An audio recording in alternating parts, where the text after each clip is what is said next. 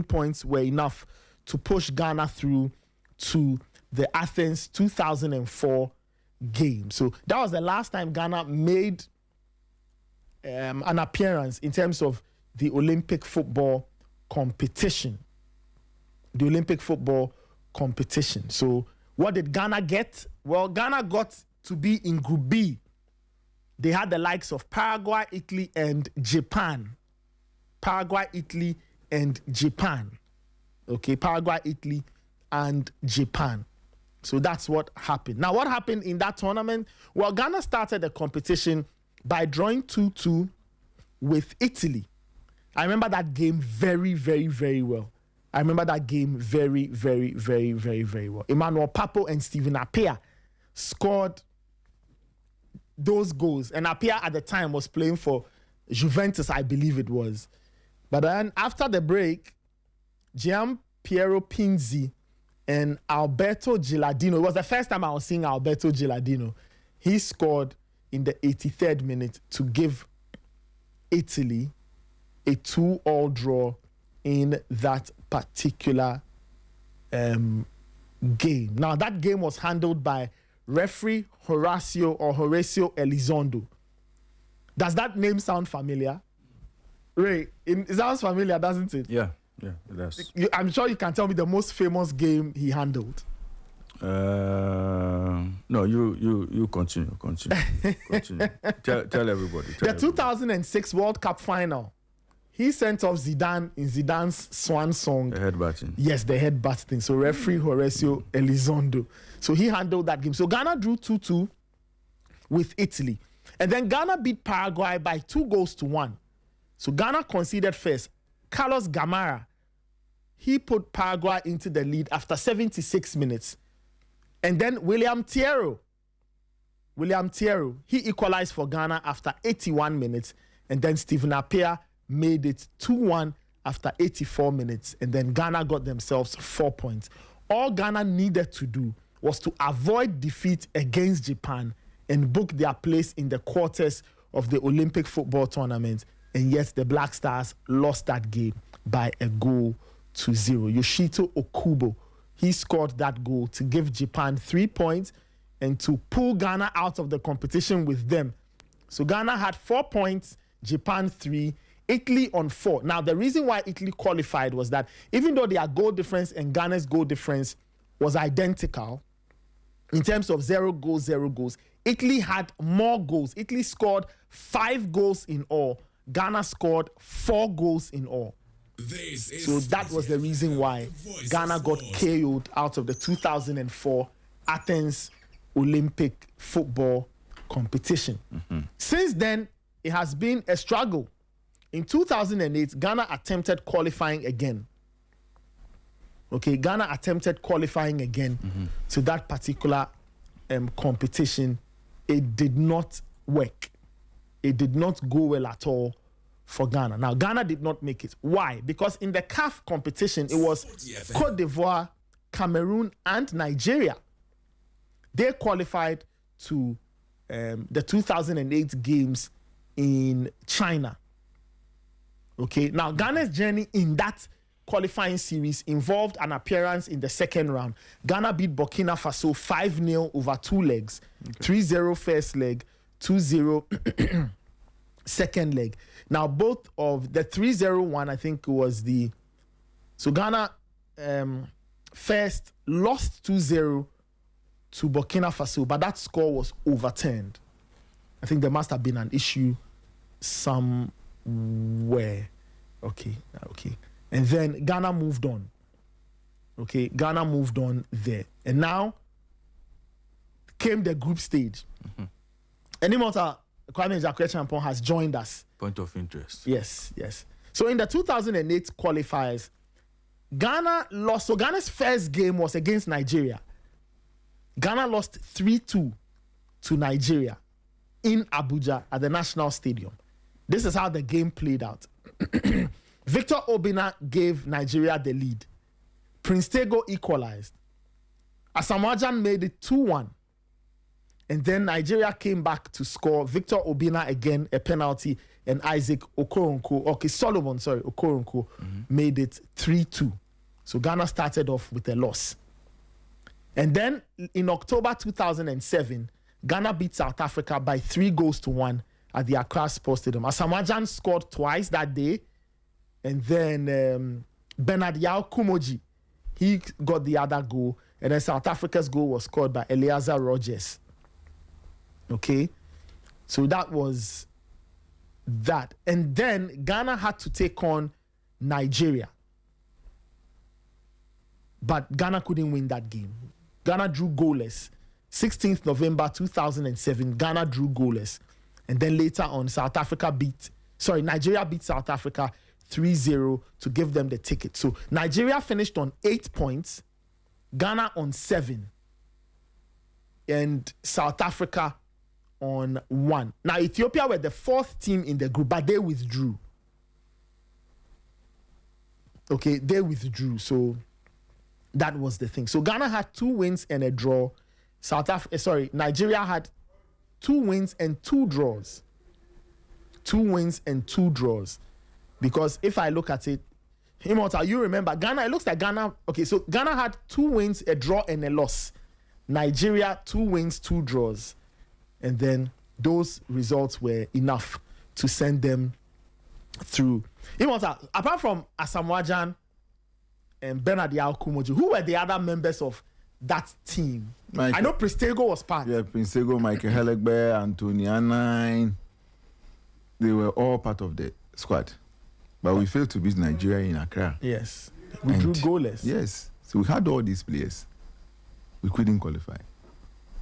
Because as we said, Victor Obinna and Solomon Okoronko. I think Tayo was part. Tayo was in the team because when Nigeria beat South Africa 3-0, Tayo scored the first of the 3 goals. So if you remember, we have to do everything possible.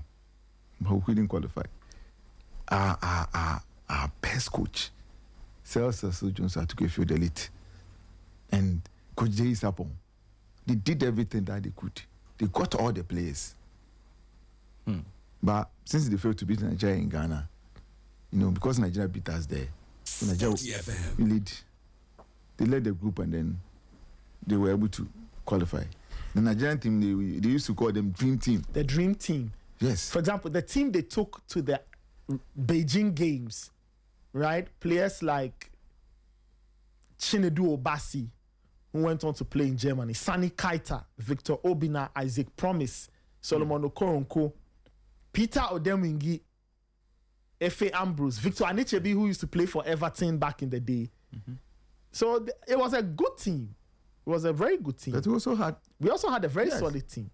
So all our players, apart from Hellegbe, who couldn't, have a good time with the Black Stars, all the players, Anthony Anine, Asamoah Gyan, Hamidou Dramani, Prince Tego, all of them went to World Cup. They were solid guys. But what happened? We could not qualify. We had the best coach. The late Celso Jones took a few. And Coach Day is upon. Yeah. Yes.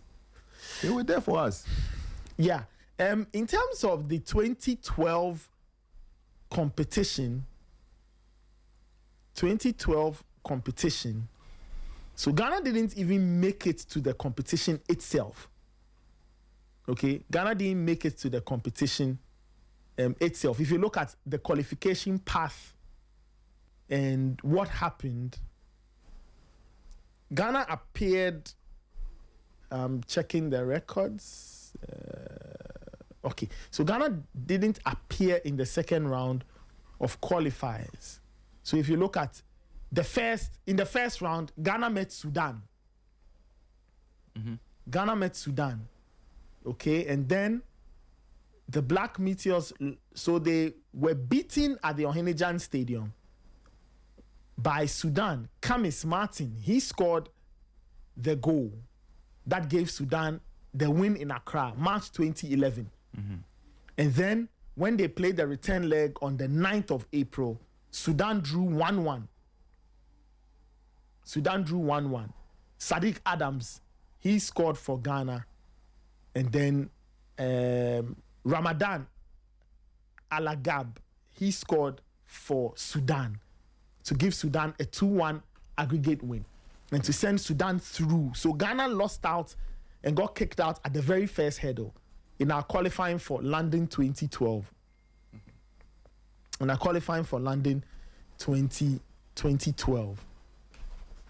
In our qualifying for London 2012. So we noticed that after 2004, Ghana missed out 2008, 2012. Let's look at 2016.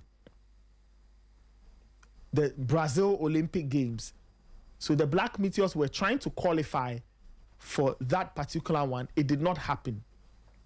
It did not happen because Africa had only one representative, and that representative was Senegal. Now, there was a 2015 African U23 Cup of Nations. It's the second time that competition was being hosted. Now, let's look at how teams qualified. This is Sporty FM, for, the voice of sport. For that. In the first round, Ghana was there. There were 10 countries in the first round. Ghana was in there. Ghana beat Liberia by 7-1. Ghana beat Liberia by 7-1. So the first leg was played in Tamale, which was technically the home leg for Ghana. So Ghana beat Liberia by 2-0. Dauda Mohammed and Kennedy Ashia got those goals. And then in the return leg, which was technically the away leg, Ghana beat Liberia by 5-1. Richard Gaji, Baba Mensah, Dauda Mohammed, Tamimo Muntari, they were the people who got the goals for the Black Meteors. So that was qualifying to the second round. And then in the second round, Ghana met Congo Brazzaville. I don't know if you remember. Yeah. We beat them 1-0 at the Accra Sports Stadium. And then in the return leg, they also won 1-0. The game went to penalties. 9 times out of 10, if Ghana is in a shootout, you know what happens. Ghana lost 5-4. And that was that. It kicked Ghana out of contention to qualify for the 2016 Olympic football tournament, and Ghana did not go. So that was the story. It was Senegal who ultimately went. Let's go to 2020. 2020, the Olympic football competition was played in Japan as part of the Olympic Games. Now, how many teams from Africa made it? 3 teams from Africa: Egypt, Cote d'Ivoire, and South Africa. They played in the Under-23 AFCON. Right? Now, Under-23 AFCON. That was played in Egypt. So Ghana got into the competition by first defeating Togo 5-2 in the first round, defeated Gabon 4-0, and then they defeated Algeria by 2-1. I remember that Algeria game, it was a very close game. Very, very, very, very, very close game. And then we went into the Under-20 AFCON. So these were the countries: the Egypt, South Africa, Zambia, Ghana, Cameroon, Cote d'Ivoire, Nigeria, and Mali. Okay? And Mali. All right. So let's look at what happened in the Under-23 AFCON. Okay? Under-23 AFCON. So now we went into the competition. Ghana was in the same group with Egypt. So Ghana drew 1-1 with Cameroon, then lost 3-2 to Egypt, and then Ghana beat Mali by 2-0. Kwabena Owusu. I remember him, Kwabena Owusu. Yeah. Kwabena Owusu. He scored the 2 goals. To give Ghana a 2-0 win against Mali. So that sent them through to the knockout stage. In the semi-finals, Ghana lost to Cote d'Ivoire. The game ended 2-2, and then Ghana lost 3-2 on penalties. But Ghana still had an opportunity to qualify. If they had won the 3rd and 4th place game, they would have been part of the 3 countries to represent Africa, but they did not. They did not qualify. They lost 6-5 on penalties to South Africa. 6-5 on penalties to South Africa. Now, if you remember, that squad had Edmond Sapong, and it was Edward Sapong. He missed the penalty. I don't know if you remember the very famous piece of commentary where they destroy everything. That was the shootout. That was the shootout. So that was in 2020. If that had entered, we could have probably would have qualified. Yes, you it was never last kick for us to qualify. And then that destroy everything. And then 2024 Olympic football tournament in Paris, Ghana also didn't qualify. Now CAF had 3 slots. Morocco, Egypt, and Mali, the teams that qualified. Okay, they were the teams that qualified. How did Ghana fare in the qualifying series? Well, let's have a look at what Ghana did in the qualifying series. If you enter the second round, Ghana beat Mozambique by 4-1. Okay, 4-1. And then the third round, Ghana took on Algeria. And then they defeated Algeria by 2-1. It was a close game. 1-1 it was in Algeria, and then Fatai. So Fatai Sahaku scored in both legs. He scored the goal that gave Ghana a draw in the first leg. So he scored first to put Ghana ahead, and then the Algerians equalized. And then in the return game in Ghana at the Baba Yara Stadium, Ghana beat Algeria by 1-0. And then they qualified for the under-23 AFCON. So the teams in the AFCON: Morocco, Egypt, Congo, Gabon, Ghana, Guinea, Mali, and Niger. Now let's get into the competition itself. Now this is where Ghana struggled. Now Ghana had 4 points. They beat Congo by 3-2. Who were the players in the team? Some of the players: Enes Nyama, Emmanuel Yeboah, and a few others. Then they drew 1-1 with Guinea. So at that point, Ghana had 4 points. But then Ghana lost 5-1 to Morocco. And that tilted the goal difference and sent Ghana out of the competition because they got 4 points, but the goal difference was -3. -3. Guinea had 4 points and a goal difference of +1. Clearly, we all knew the team that was going to make it. Congo DR, no wins at all, 0 points. So Ghana did not qualify from the group stage to get into the semi-final. That would have given them a ticket potentially to the 2024 Olympic football competition in France. So ultimately, Morocco won, Egypt finished second, Mali finished third. Those were the 3 countries that made it to the Olympic Games in Paris. The competition that was ultimately won by Spain. They beat France in the final. So listeners, this is a history of Ghana's failed attempts at qualifying for Olympic football competition since 2004. Since 2004. Ghana had been to the Olympic Games football tournament in the 60s.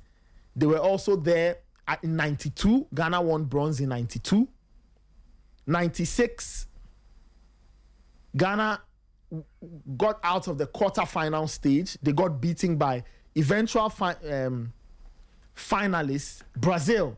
Eventual semi-finalist, Brazil, because Nigeria defeated Brazil in the semi-final.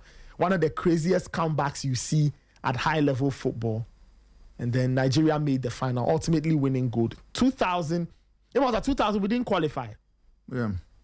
Sydney 2000. Sydney 2000. Nigeria, Cameroon. Sporty FM, the voice I of think sport. in Boma, and they took the ticket away from us. If you remember, 1998, there was even an issue about ticketing aspect when Ghana played against Cameroon at the Accra Sports Stadium.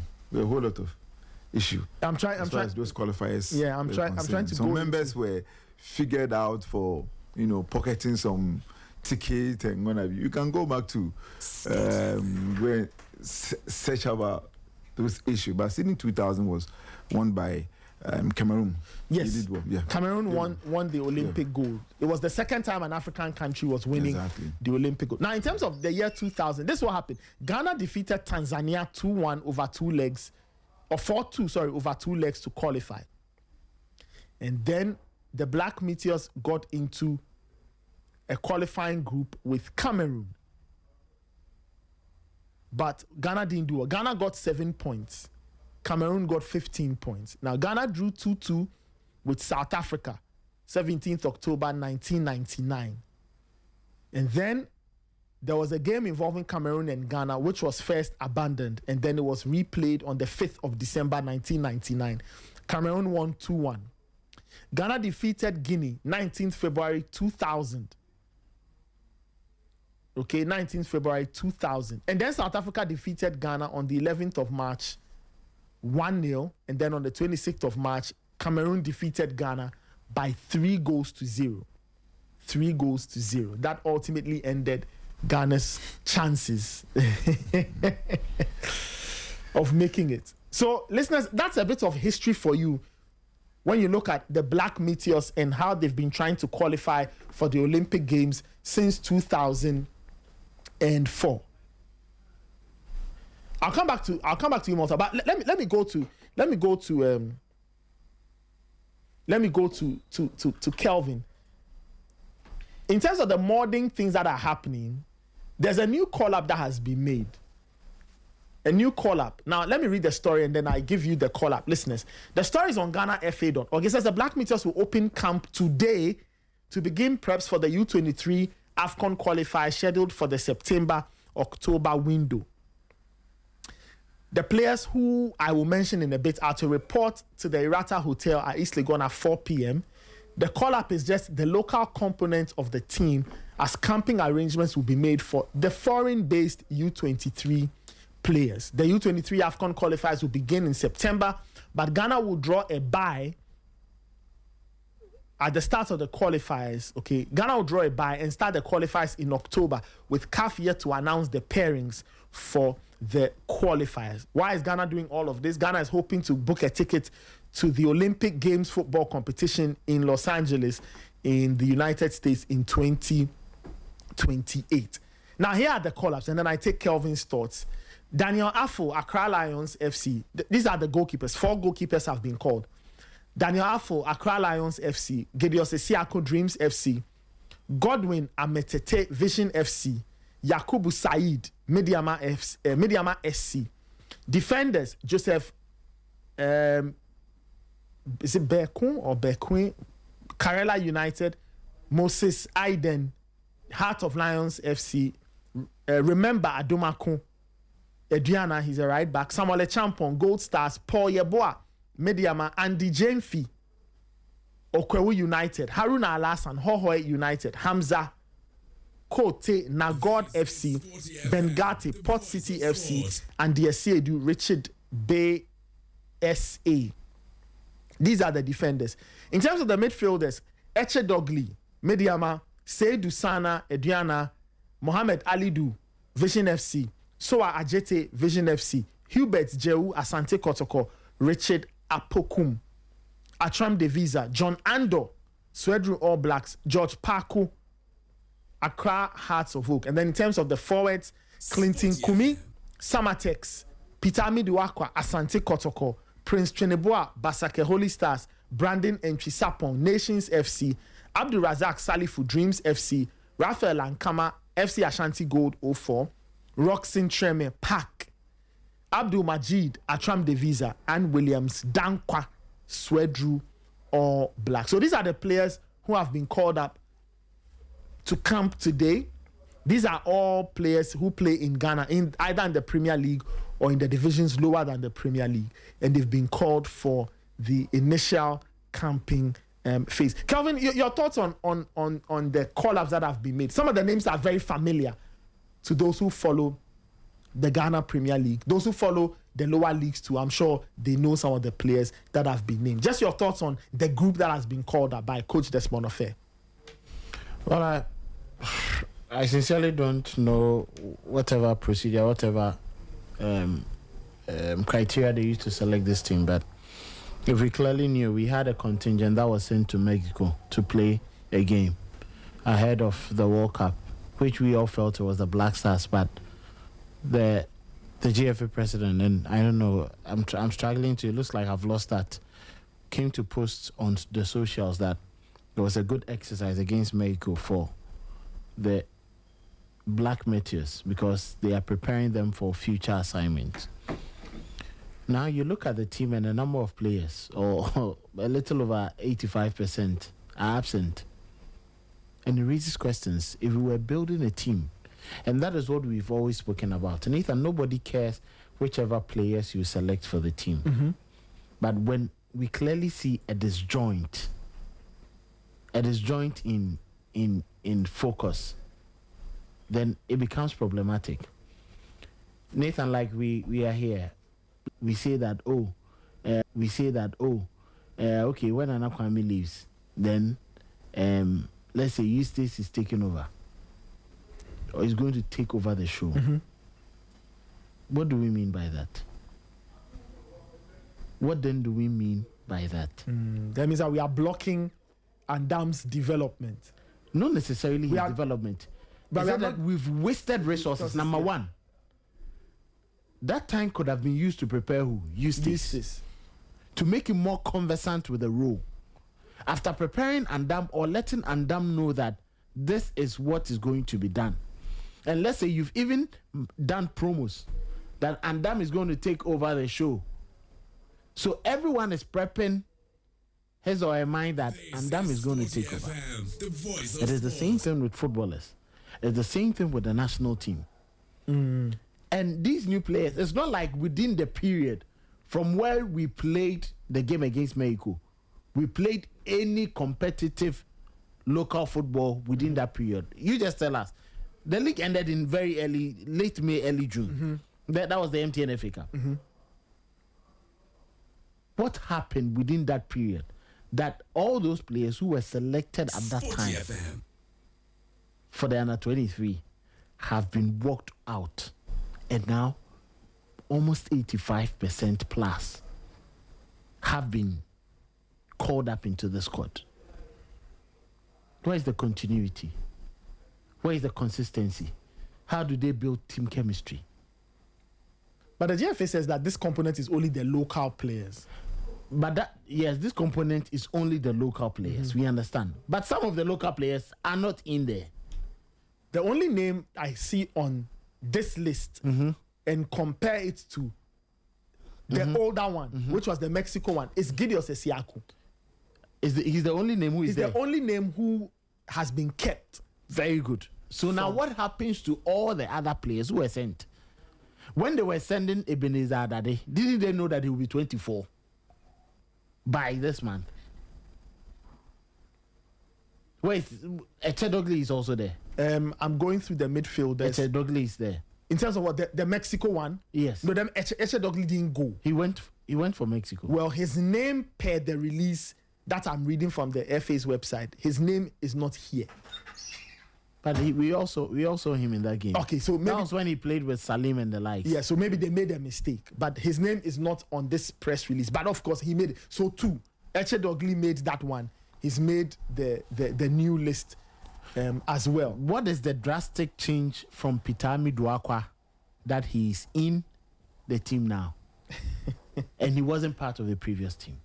What has Pitami Duakwa played within that period? Okay, I get your point. So you get it. This raises lots of questions every now and then. What are we doing to our national teams? And that is why we have prayed and we've begged and we've clamored for consistency. Where is that consistency? When was the last time we played under 20? The last time we played an under 20? The African Games, right? The African Games, yes. Yeah. It was played in 2024, right? Well, yes. But we had an under 20 that's just gone to Cote d'Ivoire. But we say they are preparing for fine. Do I say that when you go to Europe, they will say the under 20s are the under 19s, and then the under 21s are the under 23s. Yes. Because they believe that after 21, you've hit the ceiling for a pro. No turning back. So there is no time for under 23. That is why when they are going for the Olympics, they send under 21s, then maybe they will add one or two the seniors over to it. age players. Yes. Olise and the likes were part of Henry's under 21 team, very young boys. And then they just mature because they don't have time for what is under 23 because it comes every 4 years. Yes. So now your progress should be 20, 21, 19-year-olds in this under 23 team. Now you go back to that Desmond Ofei team. The games were supposed to happen in which year? 2023, but we played it in 2024, right? Yes. The Africa games. The were African held in games, 2024. Yes. Fast forward 2 years now. If you pick the player who was under 20 at that time, or let's say if the person was exactly 20 years, 2 years on, Nathan, how old should that person be? 22. 22, yes. Now we are picking these players and we are playing for the future. Just like you said, we have the under 20s who just came back from it. Yes. Because the LA games is going to happen in next 2 years. Fine, we understand. We want to qualify. But tell me, you go through the list and you see the if you want, I can give you the list of the players Desmond Ofei used to play the African games, just for comparison. All right, if you want. go So ahead. the goalkeepers: Yakubu Said, Vincent Anane, Daniel Afo. Defenders: I Aaron think Essel. Daniel Afo made it to the squad. Let me check. If you see the goalkeepers, Daniel Afo is in there. Daniel Afo is here. Accra Yes, Lions. yes. Very good. Defenders: Aaron Essel, Asamoah Kufuor. Remember, Aaron is a foreign player now, right? Yes. Remember Adumakun Ediana. He is in this squad. Yes, Admako. Yes. Yeah. Michael Asare-Bredu is also on the line. We'll get to him in a second. It's Yeah. nice to see Michael's face on the monitors. So, Michael, hi. I'll come to you in a second. So, Aaron Essel, Asamoah Kufuor, remember Adumakun. He is in this U23 call-up. The people who are going to come today. Adumakun is there. Yes. Nana Kwame Boachi, Maxwell Azafokpe, and David Amuzu. Well. Defenders. Midfielders, Makati Ofori, Mohai Mahmoud. Remember Emmanuel McCarthy Ofori? Yeah. Yeah, captain. Yeah, it's left dreams. Yes. Mohai Mahmoud, Emmanuel Eje, Aziz Issa, and Frederick Kessie. Well, all of them. All of them are not here. Okay. Wingers, Hakim Abdul, Emmanuel Mensah, Kelvin Nkrumah. Kelvin Nkrumah is with the current under 20 team. He's with the current He's the captain. of the current. Yes, in Cote d'Ivoire. But so if it was any proper nation, if it was any football nation, Yes, he should Nkrumah be. had his time. Yes, he should be. And here. he's been a regular in Ghana's top flight for Mediama SC. Yeah, he should be able to play under He should 23. play under 23. Leave that for players who are 17, 18 now. Why are you still keeping Kelvin? Fine, we understand he's 17.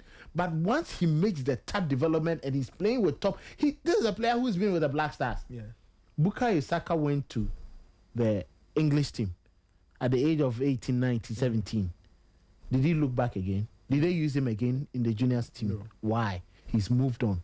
Miles Lewis Kelly could have played for under 23s, under 20, but when he was moved on, that's it. Okay, let me finish. The forwards, Aziz Misbah, Jerry Efriye, and Michael Efsin. So Jerry Efriye has had stints with the Black Stars. Thank you. That guy should just move him forward. But Move him Aziz on. Misbah and Michael Efsin, they are not part of this call-up. They didn't make the call-up for the Mexico friendly. Thank you. So you now see a sharp contrast in what they told us the Mexico friendly was and what they've given us today. Nathan, how do you develop as a footballist? It's the reason why the coaches will consistently struggle. Fine, we understand our coaches are not improving with refresher courses and all that, and the license and because the technical directorate continuously say they are now CAF is now accepting what's the program that they are presenting before them and all that. But just look at that. Just look at what they are offering us today. It's clearly disappointing. Why do we do this to ourselves? Meanwhile, we knew the calendar. I wait for Desmond. I wait for him. If he's the one selecting these players and going to play with them, fine. But Calvin, don't you think that maybe he will, from this squad, from this local component, pick a few and... This is Sporty FM. I don't know, maybe add... Because now, I agree with you on the point that, okay, so what happens to all these, because we've had how many under-20s in the last 2 years? There's the one Maxwell just coached. Yeah. There's the team Desmond used for the African game. So that's already 2 full under-20 squads. Thank you. So Where is the progression? where's the progression really? Where is the progression? And what about the other foreign players who were called up for the Mexico friendly? All these guys, Oscar Opon, Ebenezer Dade, Paul Riverson, Menudia, Da Costa Entry, all Iman Abdulaziz, Issa and Co. What happens to them? Question for the gods. Afenajan, Daniel J, Ibrahim Osman, Prince Amuakun, Francis Amuzu, Joseph Upoku. What are these words? But what you read before you went to Kelvin, Yes. they said the foreign component. They'll come them later. So you're sure that so okay. most of them, Nobody cares about that. Nobody cares about that. Nobody cares about that. The foreign component. If the foreign clubs fail to release their players, what do? Nobody should tell me that we cannot assemble a very strong and solid under 21 or under 23 team under 20. locally to go and play. And which foreign players are we going to look for to qualify? You know, he was making comments about you. There've been reactions. You were speaking about the teams who qualified. The last time we qualified, 2004. Yeah. Check the chunk of the team that qualified. Okay, I'll have a look. Just check it. I'll have a There look. were players playing on the local scene before the tournament. They qualified before the seniors joined. The foreign-based players joined. Okay. Seydou Sana is 23 years. What is he doing in the squad? So you're saying that by the time we properly qualify, he won't be eligible? Yes. Seydou Sana is 23. Next year he's 24. So What team are you building? that is my concern. Because you are thinking about a team that you can put together, withstand the test of time, build chemistry, so that when it gets to the tournament, that is why I am saying that the under 20s who move from Desmond should have been the players, and you add a few who are 21, and then you put them together so that they build on and build a chemistry. Because very good. Because you can't tell me that we cannot build a very good local component to go and win. Didn't we see the component that Abdul Karim Zito put together to go and win at under 20? Didn't we see the under 20 boys that won under Salastete? What has changed that we have moved on and we are now struggling to put together a local component? When they say there's no quality, but these are the same quality players from the lower divisions who are going up there to go and perform and play. Okay. At that time, just talk about the players who played the under 20. Did we have to, focus on players who were playing outside? Our success in recent under 20 tournament, we've seen it. How many foreign players joined in there to actually make the team, superfluous? But it was the same local guys who took the team. Take Zito's team. Was it not Dan Lad and a free Barniers them? You mean the 2021 Yes. under 20 AFCON? Yes. Immortal, which place? Mauritania, right? Yes. Mauritania. Wasn't there these local boys? We took. And then we brought in one or two. Obviously, you added. The last time we chalked another success, the 2019.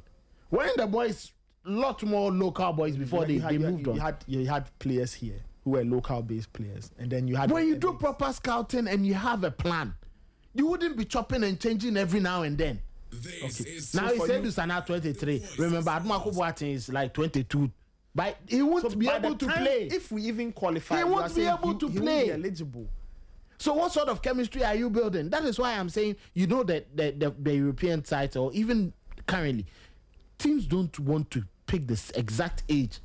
Maybe one or two. You pick one or two are performing like during 2 that years time. below. Very good. Yes. So by the time... So that when you play, they use under 19s to play what you call under 20. They use 21 to play the 23s. Or even under 21. They always say under 21 championship. So that they use 19-year-olds, 18, so that they would all move into, because from the under 17, you are quickly moving. This was the same FA that formed under 16, under 17, under 18, under 19. And under 21. 21. Yes. Where are the 21s? The 21 should be playing this. So that by the time we qualify and you get to the main tournament, and you have 22, 23 players, 23 years of age they are players. eligible. Two, yes. They've built chemistry. That is all what we are asking for. Okay. Chopping and changing. Now a new team they are going to assemble to play for how long? The season is about to start. You think coaches won't want their players to be kept and then they assess them? They would want that. Immortal, I'll come back. Immortal has another argument. I'll come to him. Michael Asari-Bredu, is nice to see you once again. How are you doing, Michael? Nathan, I'm good. Nathan, I'm good. Can you hear me? Nathan, I'm good. Can you hear me? Nathan, I'm good. Can you hear me? Nathan, I can hear you. Your sound is bouncing all over the place. We'll have to get the tech guys. Anyway, but you just give me your thoughts. Let's see if the sound will be fine. Your thoughts on this. Kelvin says that we are not handling this well. We are picking players close to the border in terms of age. And by the time, if we some are even on the border. Some are on the border. And then we'll qualify. We can't use them. And then we have to bring new players again. Where do you stand on this U23 selection bit and how we seem to be handling that part of national team football? Earlier discussion about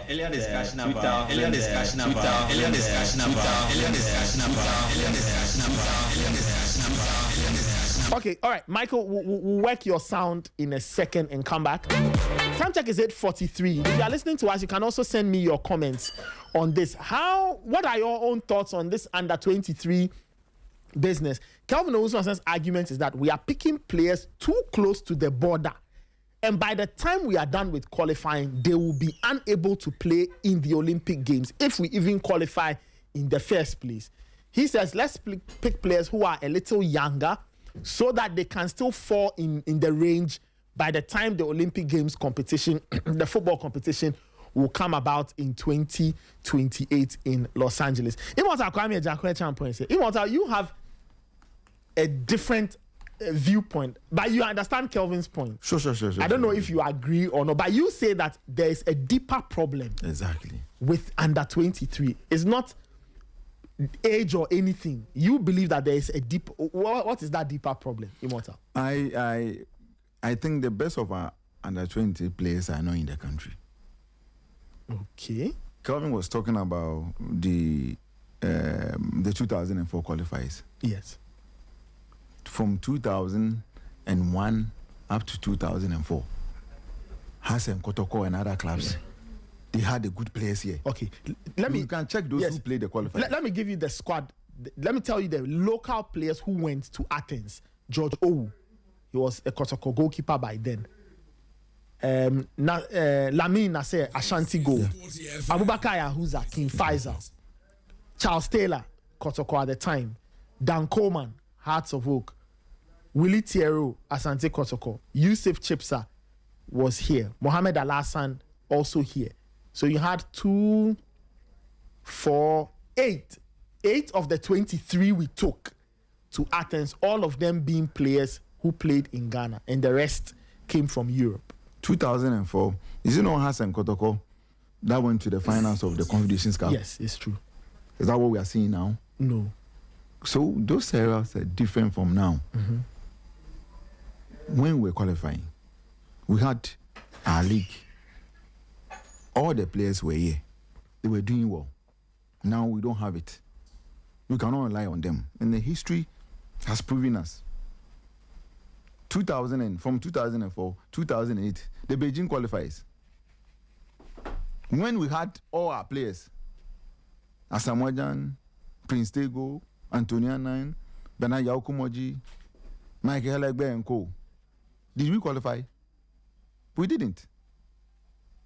We didn't qualify. Okay, let's move on. When we didn't have a foreign players, I'm saying that we cannot rely on the local players. So obviously they will start camping, but we have to rely on the foreign players before we can qualify. If we are not able to get them, I'm sorry and I'm afraid we may not qualify again because we need them. The U23, the quality now in a league, we cannot take Division 1 player and Division 2 players to go and play qualifiers. We will not qualify. 2012, I remember on Fire for Fire, Coach David Duncan, he was struggling to get a foreign players. He played the first leg with the local players. What happened? He lost at Dakar Sports Stadium 1-0 to Sudan. When we went to Khartoum, he had only Sadiq Adams. He got the equalizer for us. Did we qualify? No. We didn't, with the local players.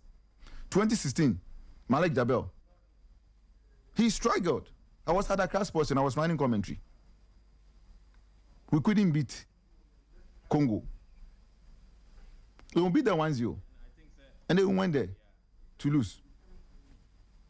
3 penalties. And I remember I saw a write-up from you, Nathan Kwao. You, yeah, that's a write-up from Nathan Kwao. Few hours ago, I was looking through my phone and I saw a nice story from my very good friend Nathan Kwao. I said, Leo 2026 qualified. Meteors beaten by Congo on penalties. Check down there, you see Nathan Kwao, CTFM online.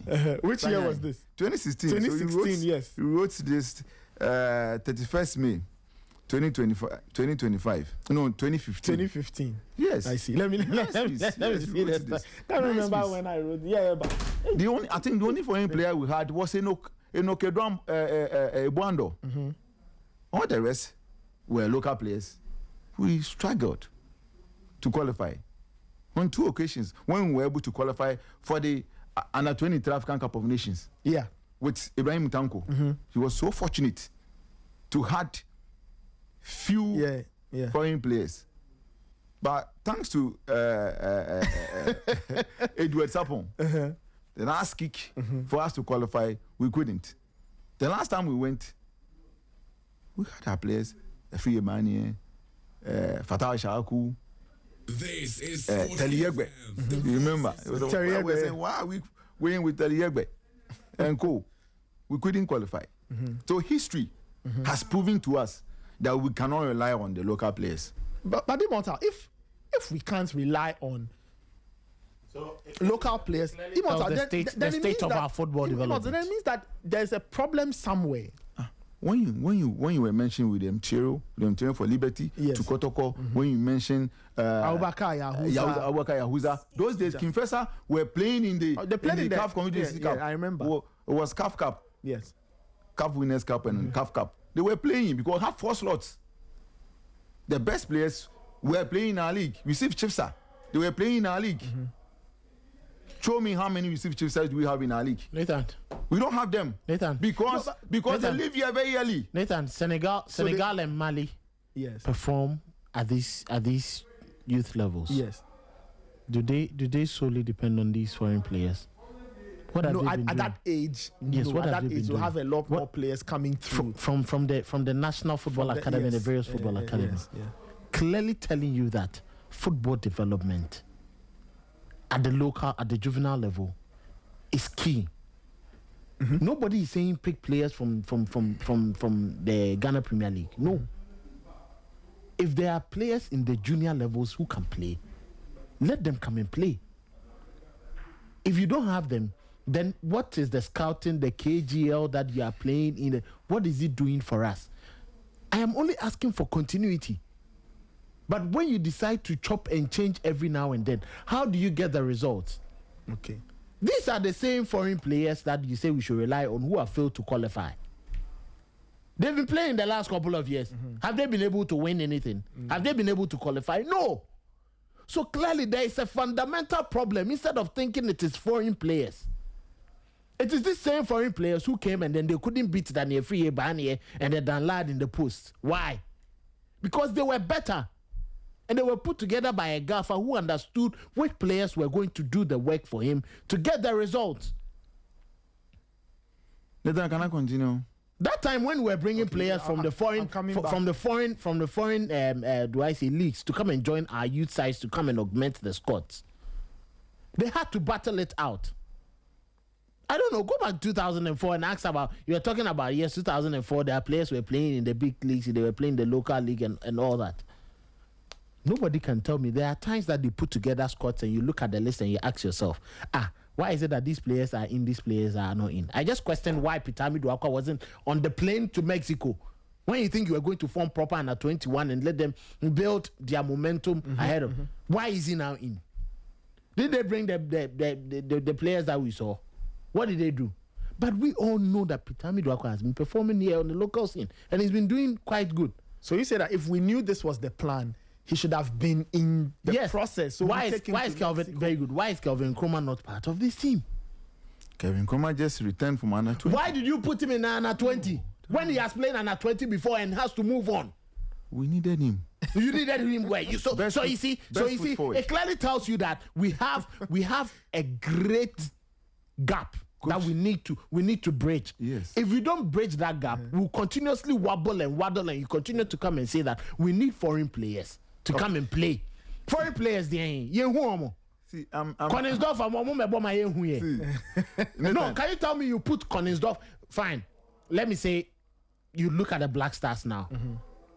Sincerely, somebody will say eye test and talent-wise. This is Sporty the other midfielders that we've seen play with Partey and the likes. Mm-hmm.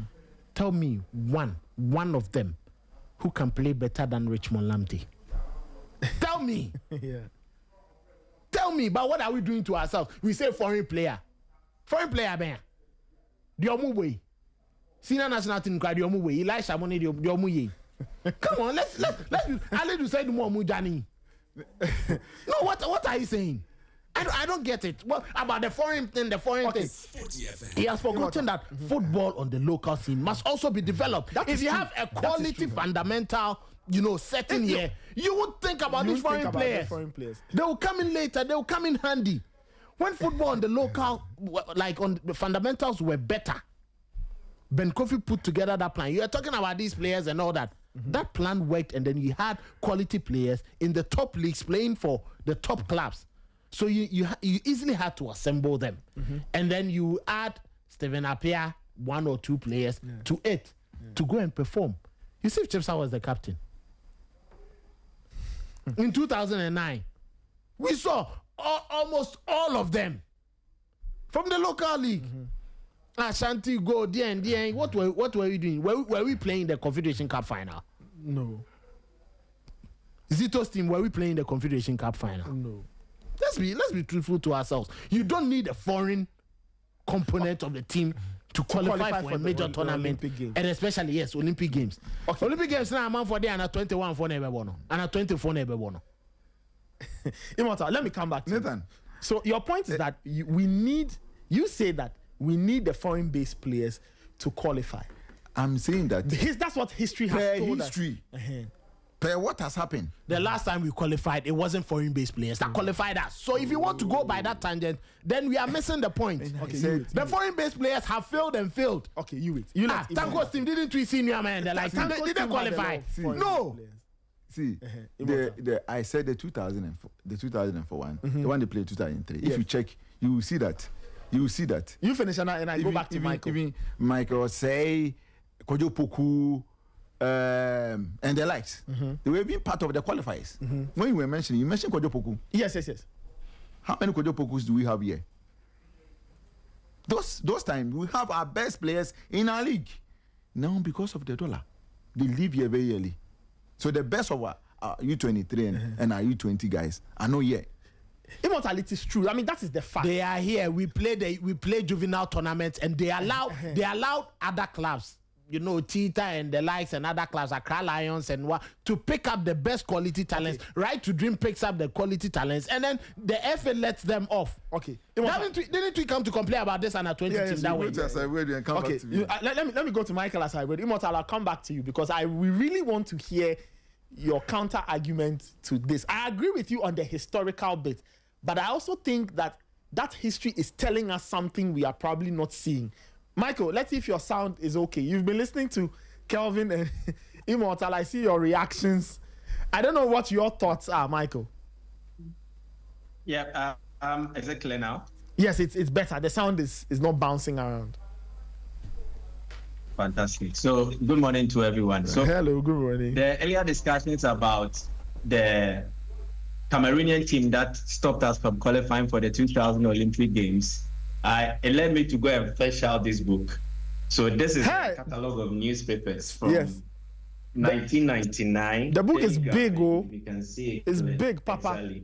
So, it details graphic sports from 1999 to October 2001.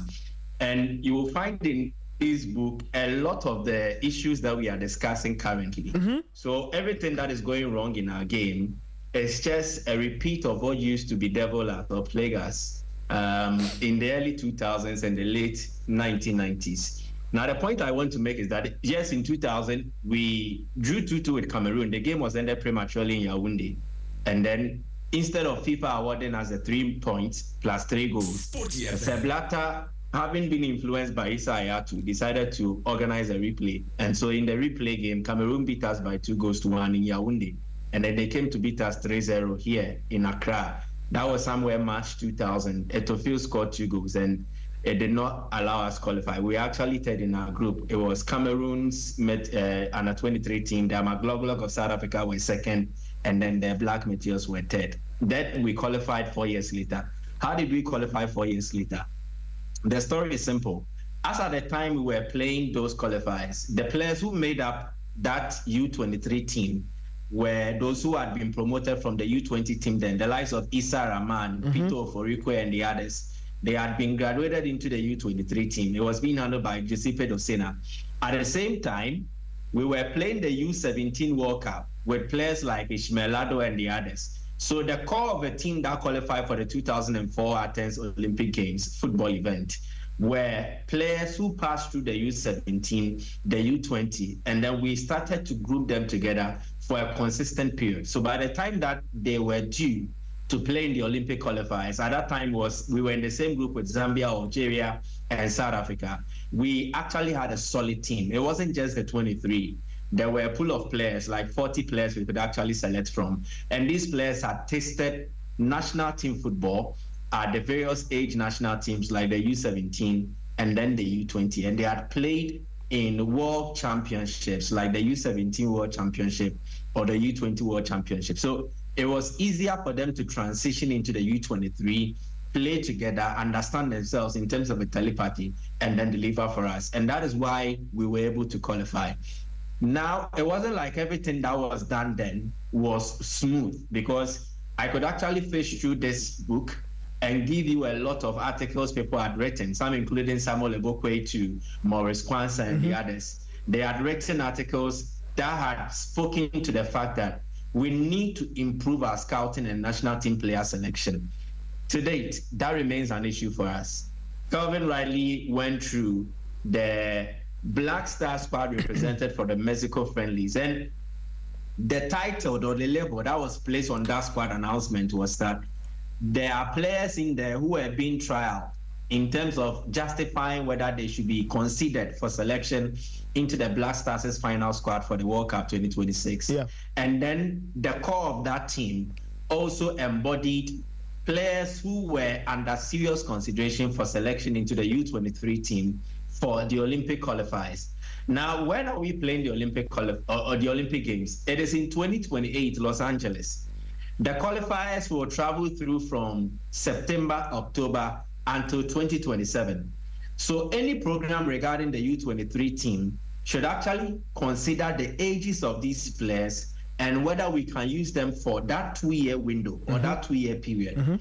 So if you are calling up U23 players now and you are calling up 23-year-olds who will be ineligible to feature for you when the qualifiers enters into the U23 African Championship and then the eventual Olympic Games if they qualify, then why are you calling up a player now? Because as it stands, I don't know why they are even assembling at this point in time. Ghana has a bye to the next stage. So we don't even know who we are going to face next.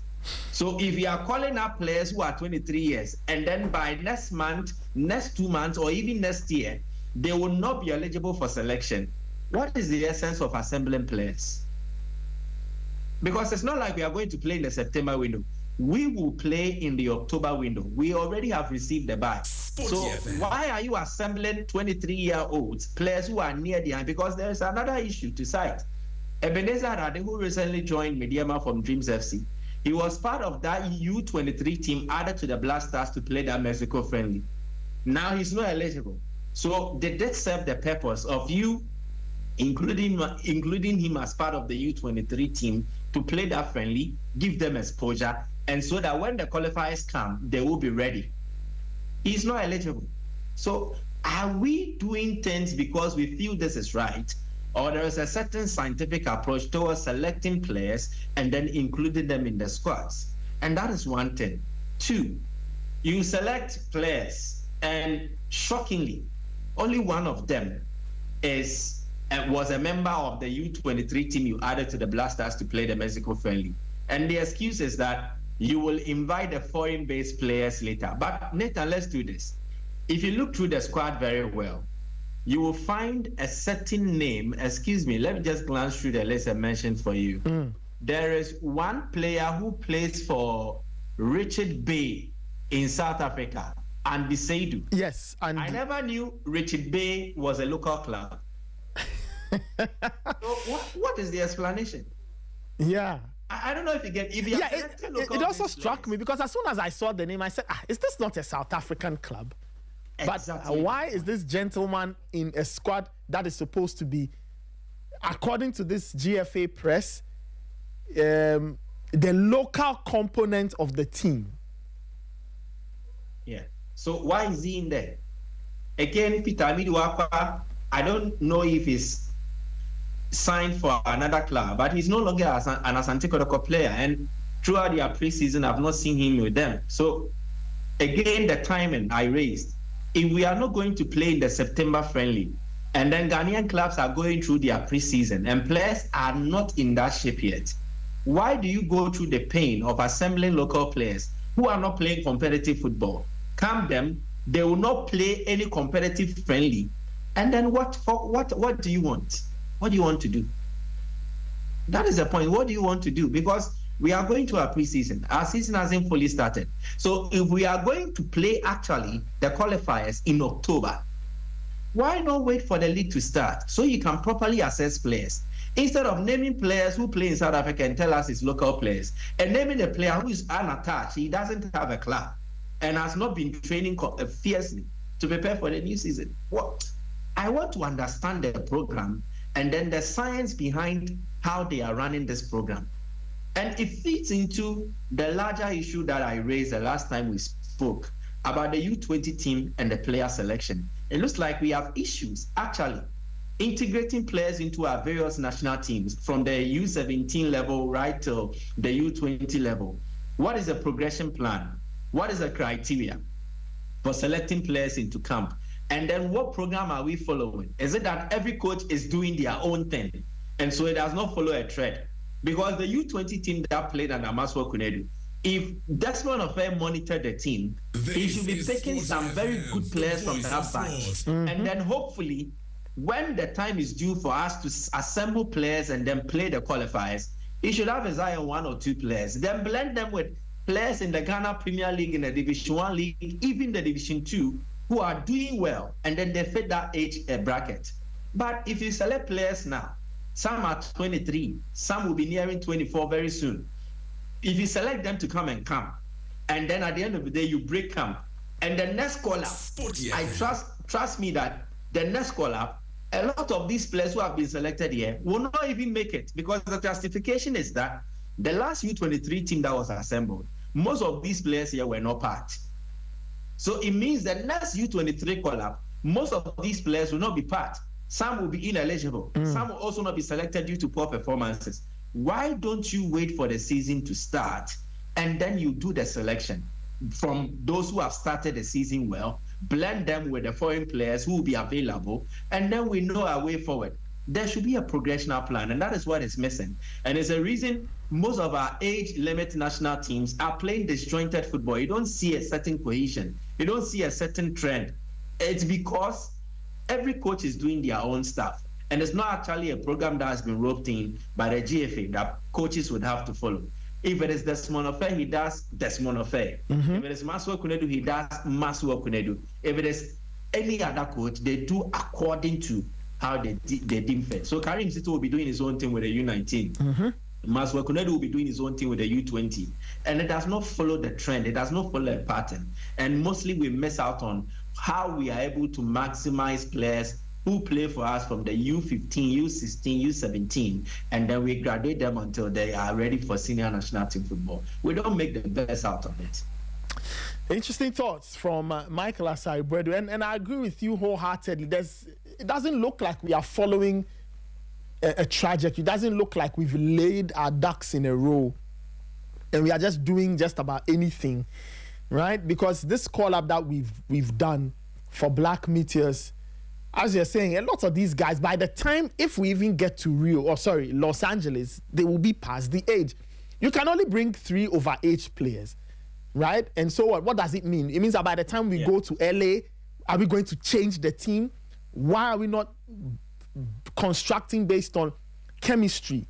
We've had 2 under-20 teams in the last 2 years, and no player has moved on, right? For even in terms of the Black Stars, it's only Jerry Efriye, really, who played in the African Games and has moved on. The others, no. We took an under-23 team to Mexico. No players except Esiakun and maybe one other. And it's all over the place. Immortal, let me come back to you. So, do you still think that? Do you still stand by your point? I do. And I've given you the You're giving us the history. Exactly. And that is the data I'm using. But like over the years, we have relied on the foreign the local players. We couldn't relied on the local players. This is a fallacy. Oh, Kelvin. Was it not the foreign players who play with Tanko and Phil to qualify? Kelvin, I started. But Malik Jabez team wasn't it for when foreigners? Enokebando. And who again? Give us the list. The rest were local players. Give us the list. The rest were local players. Okay.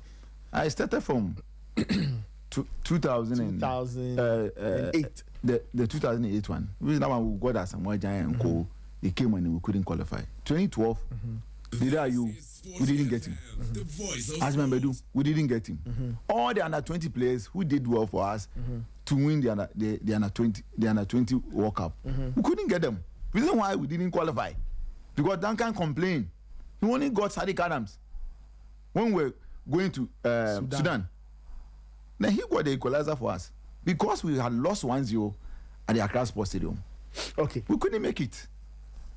I'm saying that the best 23, the U20 and 23 players, they are not here. We don't. Our league, our clubs doesn't have them. When we went back, when we were qualifying, as I mentioned, Ishimnado and Co. Yeah, Ishimnado had 1 goal king in Ghana. Yeah, how many other 23s can do that currently in our league? Jerry Efriye, he was in Division 2 when he was doing well. Where is he now? He's roaming. Where is Aziz Misbah? He's in Austria. Where is Aziz? Abdul Aziz Issa. He's in Barca. Yeah. Check them. Those who are doing well, they are not in the country. Okay, but Immortal, even if that is even the case, so if that is even the case, and so what are we doing? Because Immortal, we can't take these players. They will go and camp. We will take majority of them. Will know when they qualify. When we start to play, majority of them will not see them. But Immortal, that's like a trial version. You see, but Immortal, does it also? You see, the reason why I get the argument you are making. History tells us that when we have a lot of the foreign-based players, we tend to do well, right? Yes. But my fear is that, Immortal, you and I know the biggest challenge around Olympic football qualifying. It is not part of the recognized FIFA window. Good. So if a country or if a club does not release their player for you to use, what I'm saying is that we'll continue to suffer because no. Okay, allow me to talk. Immortal, you finish. We'll continue. Okay, so Immortal, just some clarification. So 19 years ago, under Sir Cecil Jones Atuquefield, the 2008 team represented to qualify for the Beijing 2008 games. There were Atuquefield left with 10 players. At that time, 2 other local players, Isaac Bossa, Eric Niba, who were then playing for Asante Kotoko, were playing in the CAF Champions League, so they joined them. The other local players were, hold on, Eric Niba, Kennedy Cole, Jerry Akam, and then playing for Heart of Lions. Bawa Mumuni, Isaac Bossa, Samson Kujo, Michael Akufu, Baba Idi, Emmanuel Allen, Emmanuel Clote, Prince Tego, Sadat Bukari, and Kojo Asamoah. Now, the foreign-based players then were 8. and the 8 foreign-based players added to that team, all put together, including some of the local players I mentioned. So it wasn't like we were just resting or relying on the local players. Foreign-based players added to it. Mostly, the foreign-based players come at a point in time where our team has already been assembled, and then they have played like series of matches. Then we impose the foreign-based players on the coaches, and then they would have to fix them in. That is the issue. There is no clear plan in terms of, okay, so we rely on these players, so we are going to use them. And that is mostly the approach. If you find a similar thing for 2012, you find a similar thing for 2016 as well. No, what I'm trying to say is that at the moment, we don't have the best U23 or best U20. But isn't that a problem? Yes, it's a problem because our players do not stay in the country. So what are we doing? We just mentioned those who help us to win the African games. Mm-hmm. Majority of them have left. That is true. The ones around too, they have lost form. Yes. The ones around have lost form. They've lost form. Yeah, but Immortal, then it means that, so what are we doing to ensure that we can have players? Because, getting a 23 or a 26 of foreign-based players to go and play an Olympic tournament is almost impossible. I know. That is why I told you that in 2011, during the 2012 qualifiers, Coach David Duncan complained a lot because he needed hold on, let me finish. He needed all these players to augment his team so that he can beat his opponent because they had one under 20. Yes. But he couldn't get them. Yes. Those ones he used, what happened? We were here at Accra Sports Stadium when Sudan came and beat us 1-0. Because you go to Sudan, most of their players are there. They don't move like what we are doing because we are doing turn-a-turn here. We get that from Division 1, Division 2. Even now, Division 2 and Division 3 players, they are moving. Yeah. But those days, they will go through the channel. Where did House of Folk got Don Boste from? Is it not Young House? Coast Club in Tama? So he played for Young House. Yeah. Those days, Super Biasa Stars, Harbour City, Young Kotoko, they were solid. Now where are they? So when you go back, you go and check and you compare to what we are seeing now. Now we don't have them. And I'm saying that from 2012 to 2016. 2016, Malik Jabel, he complained. Malik Jabel complained. I interviewed him. He complained that he wants the foreign players. Otherwise, the local players alone will not help him. Okay. But it's only Ibrahim Tanko who was able to get enough foreign players. What happened? Because your point said from one kick, we almost qualified. Okay. And the last one they played, Enes Nuyama and Fatah Shaku, they were the team wasn't compact. And we were not able to qualify. So it was only Ibrahim Tanko who was able to, apart from just Hatko first one, Ibrahim Tanko had enough foreign players. But what happened? They were closer to qualifying. But before that, when we used the local players, joined the prelims, and they were eliminators. So you can check. Yeah, I mean, that's true. Yes. But my question, okay, so we are here. We are trying to qualify for the next Olympic Games football competition. So are we still going to say that we can't rely on local players? Oh, we are relying on them. We will see. We will see. Let's rely on them. We will see. Okay, but we can only have few of them, maybe 5 of them, and then the rest will come and, Nathan. But again, you still haven't answered my question. So I'm coming. So what do we do, assuming, let's say we even qualify for the Olympic Games, right? 2028, we've qualified. And then all these foreign clubs say that, as for the Olympic football tournament, it is not part of the FIFA sanctioned things. We don't respect it, so we won't release a player. You will not get your best. So are we saying that we can't get good players from Ghana? Oh, Nathan. Asabedo has been doing commentaries on the Ghana Premier League. Calvin, the same thing. They can point out the best players. Let me go back. The best U20 U20 players that can compete to this. I agree with you on the blend, but I agree with you on the blend, but I still think that as a country, isn't it disturbing? Let's go to even the top ones. You are going to Michael. I'll give you. I just want to clarify something. Let's go to House of Oak, Kotoko, Mediema, Aduana, and probably maybe Samates. Let's get even 10 to U23 players who will be ready now to face any other. So you are saying that we don't have players who are ready or players who are good, who are ready to deliver for us. Ready means what? When you say ready, what do you? Ready means when we were playing the 2004 one.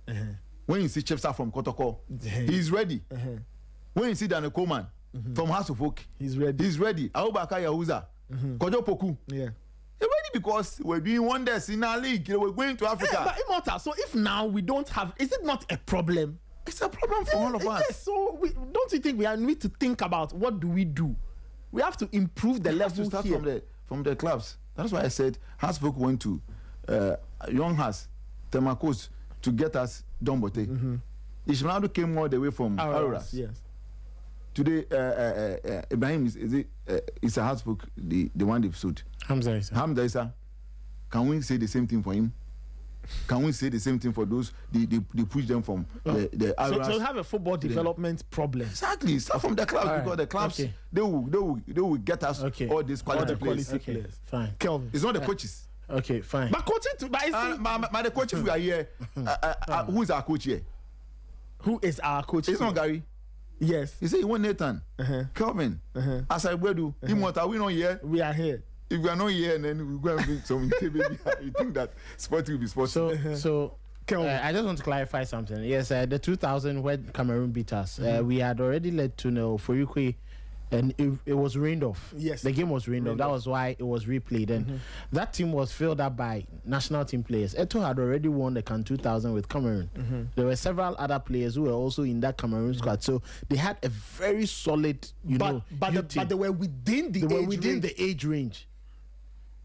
And you ask yourself, at that time, did you have a Cameroonian team dominating Africa? 2000. Yes. Yes, they went to the final of I mean a club side. No.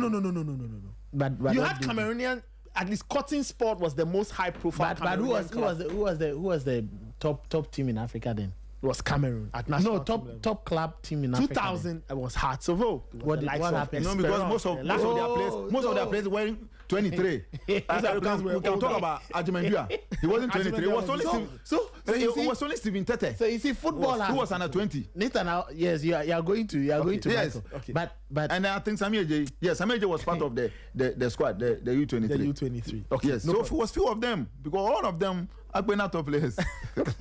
So I get it. Yes, that happened, and then Cameroon just moved on. But I always say, Nathan, when it rained and that bridge, the bridge overspilled its banks and it was across the street. What was the alternative route coming from Ghana Gas or Can West?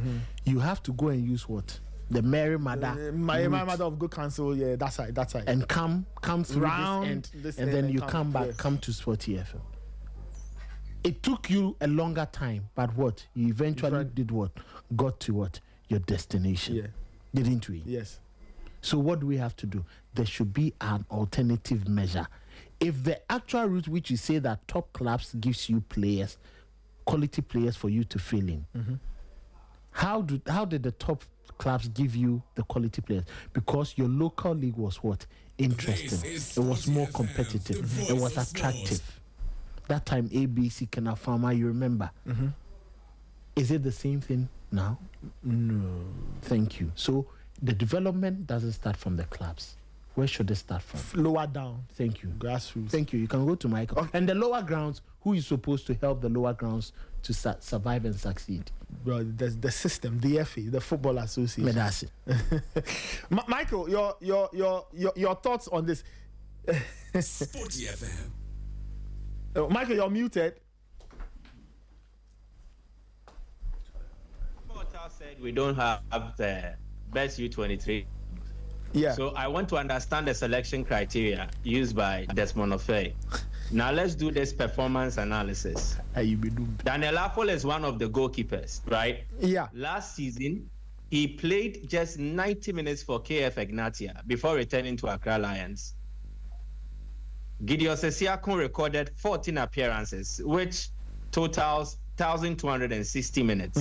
Kept 6 clean sheets. Yeah. That is Gideon Sesiakon. Gordon Ametepe had 14 appearances for Vision FC. He was on the bench more times than he kept the post. Said Yakubu had no league appearance for Mediema, and he had just 1 FA Cup appearance. So of the goalkeepers, the only ones with double figures in terms of appearances and minutes are Gideon Sesiakon, Gordon Ametepe. Are you telling me that these 4, some of which not even keep the post for their teams for a single league match, they are the best U23 goalkeepers in the country? Again, defenders. Joseph Bequin had 11 league appearances. Moses Aidem, 18 league appearances. And he played some 120 minutes in the FA Cup for Heart of Lions. Remember, Adomako is the only one who had 31 league appearances and 2 FA Cup appearances for Ediana. Samuel Echampon had 13 appearances for Gold Stars. Paul Yeboah, 8 league appearances for Mediema. And you think that he should be in here at the expense of other U20 players who perhaps recorded more minutes, and then per performance, they might, Paul Yeboah might not be better than they are. And Dijemfi, 13 Division 1 league appearances for Okoye United. Haruna Alasan, he, I think, for Okoye United, yes, you need to go look at Okoye United's database and look at the number of games he played. Hamza Kote played 14 matches in the Division 1 for Nagod FC. Benyate, I don't know if it's the same Benyate of Port City, but he recorded 28 appearances, which looks okay. And the Esiedu for Richard Bay, nobody is able to verify the number of games he played, where he came from, or whatsoever. Then midfielders, Ugly, I don't think anybody will have issues about the appearances and the performance. Seydou Sana again, you wouldn't really have issues. Ali Du Mohamed was not a consistent performer for Vision. He played just 13 matches. Meshak So Ajete was the one who was a standout in the Vision FC team. Hibejew had 32 league appearances. Richmond Apokum for Atram Devisa, he played I think double figures in the Division 1 league. John Ando, 31 league matches. George Paku for 23 league matches. Clinton Kumi had 15 league appearances for Samates. Peter Amiduakwa, 26 league appearances. Prince Treneboa, 33 for Baseke Holy Stars. Brandon Nchisapon for Nations FC, he played, especially when Frimpong Manso took charge. Then Abdurazak Salifu, Raphael Ankama, he played 26 appearances for Division 1 side Ashgold when they qualified for the league. Then Roxanne Chreme for Park Academy. The matches are not documented. Abdul Majid, likely Atram Devisa, played. William Dankwa, 33 league appearances for 11 Wonders and Swedro All Blacks combined. So the point is that if you look through the squad, some players did not even feature for their teams. How did they get selection into the U23? Sporty FM. Especially for Said Yakubu. How did he get a selection into the U23? How are these call-ups made? Again, what is the data behind it? Outside the appearances, what are the coaches looking out for? What exactly do they want? Especially for this Richard Bay player who has been added to the team, and the Esiedu. What is he bringing? What is his specialty? We don't know anything. The next thing you see, a list has been announced. So the list is announced, the players come, and we see the kind of football that they play. So the point is, it is not like we don't have the best players in the country. The selection criteria is flawed. The scouting process needs to be revamped. That is where we need to look at. We need to be more scientific in analyzing players in the league. As it stands, there is no automated software. There is no technology that is added to scouting players who play in the local league. So mostly we are going to have players being selected at the whim of the coaches that are in charge. And it doesn't matter whether they are good enough or they are not good enough. The coaches select them. At the end of the day, they drop a lot. They select another pool, they drop a lot. And it does not follow a certain trend. And that is the problem that we are facing. About the ages, you find in there, yes, it's good. Daniel Affle is 20 years, Asiaku 21 years, Gordon Ametepe is 19 years, Saidi Yakubu is 19 years. So for the goalkeepers, you can confidently say that all those in the list will be eligible for selection when the Olympic Games come calling. Defenders, Adomako is 21, Samuel Champon is 20, Paul Yabua 20, and the Jemfi is around 18 years. Then Hamza Kote 20, Bengate is around 20. And the Esiedu, I can't verify his age. I don't know because it's difficult to track him. Echedogli is 23 reportedly. Seydou Sana, Kelvin mentioned. Alidu is 21. So you look through the list, the ages are not really a problem. But the point is that what are we expecting of them? And are they the best in their position and then also in their age currently in the country? And that is what we need to focus on. So I will always raise an issue regarding the selection criteria. Why do we allow coaches to go through the whole select players and then there is not really a justification for why they should be in there? I don't agree, because when we select this pool of players and then they come together, the performance they put up when they don the national jersey leaves much to be desired. We don't really get what we want.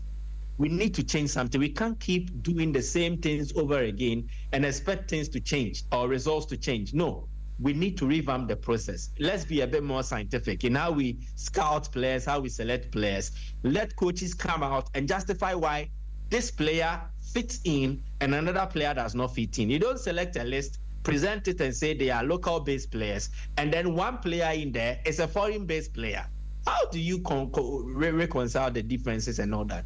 I don't think it works for me, in my opinion. It does not work. So I don't agree. And maybe I will be jumping the gun, but I don't see nothing being done right in this particular process. All right, interesting point. Immortal, let me come back. Nathan, time check is 9:29. Asari has spoken for me. I'm done. He has spoken for me. Yes, he has mentioned for you. He was clear to let us know that Charlie, the talent is few. It's few. Talent is not few. Please. The U23 in our league. But Immortal, does it not? Those who are ready. Immortal. Those who are ready. Hold on. Those who are ready. Does it not worry you that we want to put together an under 23? Ghana. Look at all the things we have done. Look at the talent we've been. When it comes to football, we know that we can be very good. Or we are good, maybe not very good, but we are, and there's talent.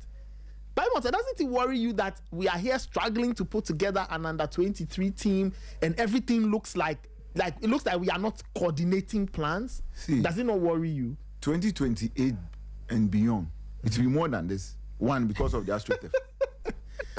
it will be more than this. It will be more. Why? Yes, because we are producing not good players. Yes, we are because producing bad players. Because now they played on AstroTurf. So next 6-8 years time, we will struggle again because we won't get good players. Exactly. We'll get players with bad ankles and bad knees. I'm saying that Kelvin and Asaibedu, for 2 seasons like this, they've been running commentary. Yes. They know the players more than maybe more of us because week in, week out.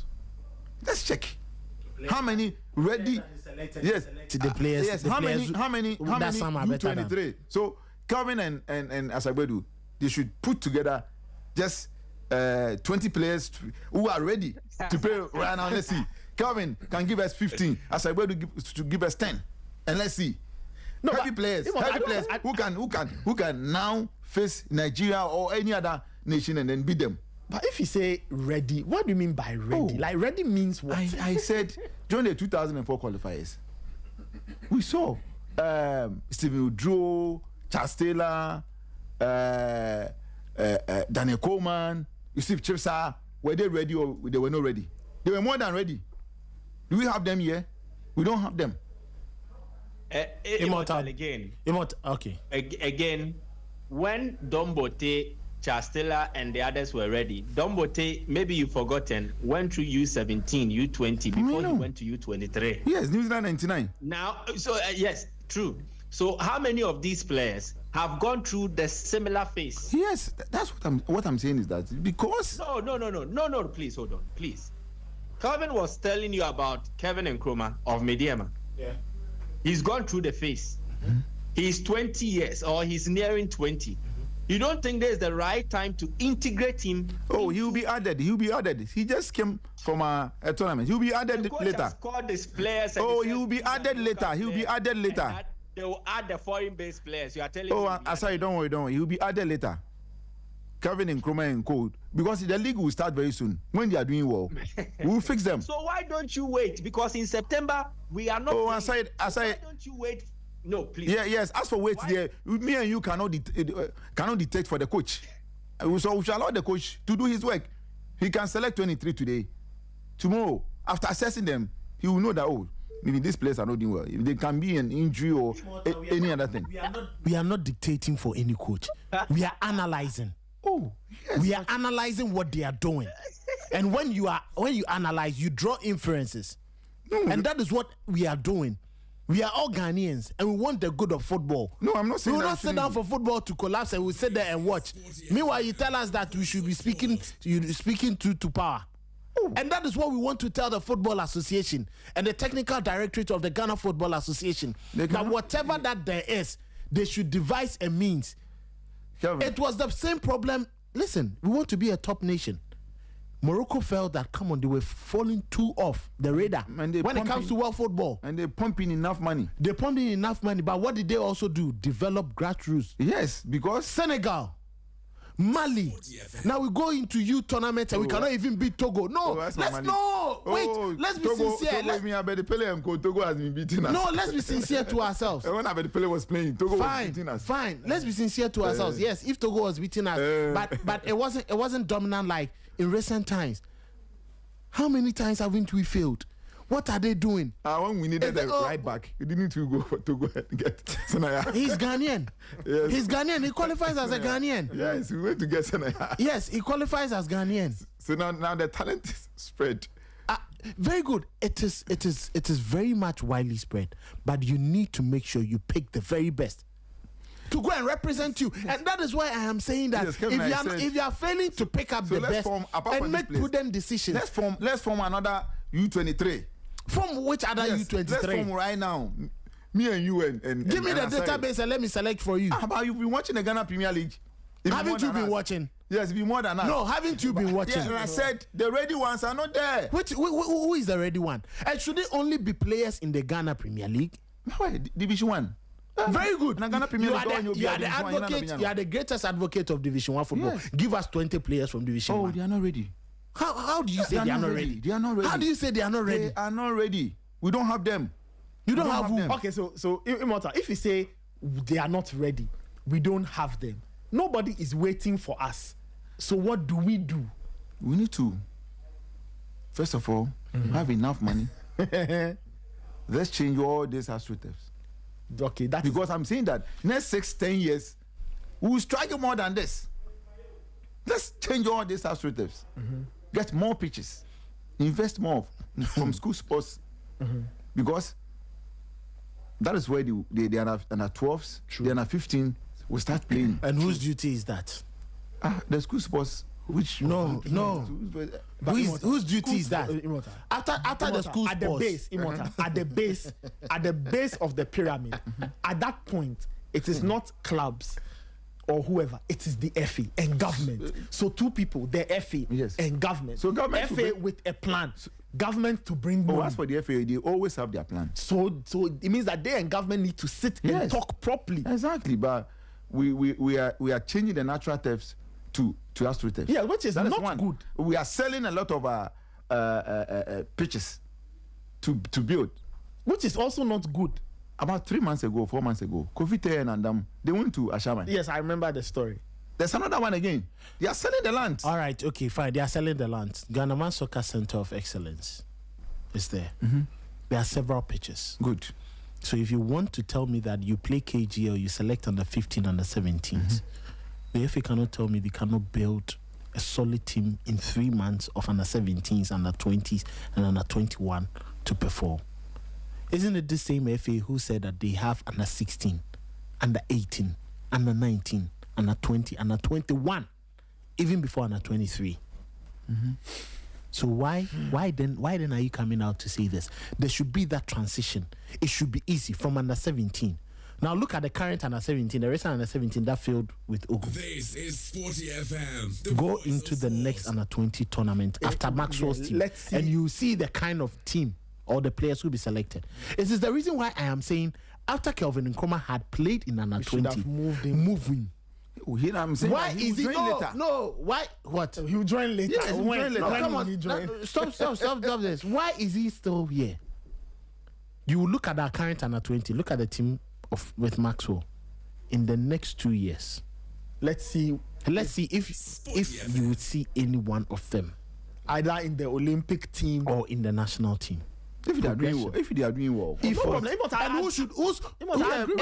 mandate is it that they should do well? Now they'll go back to their clubs.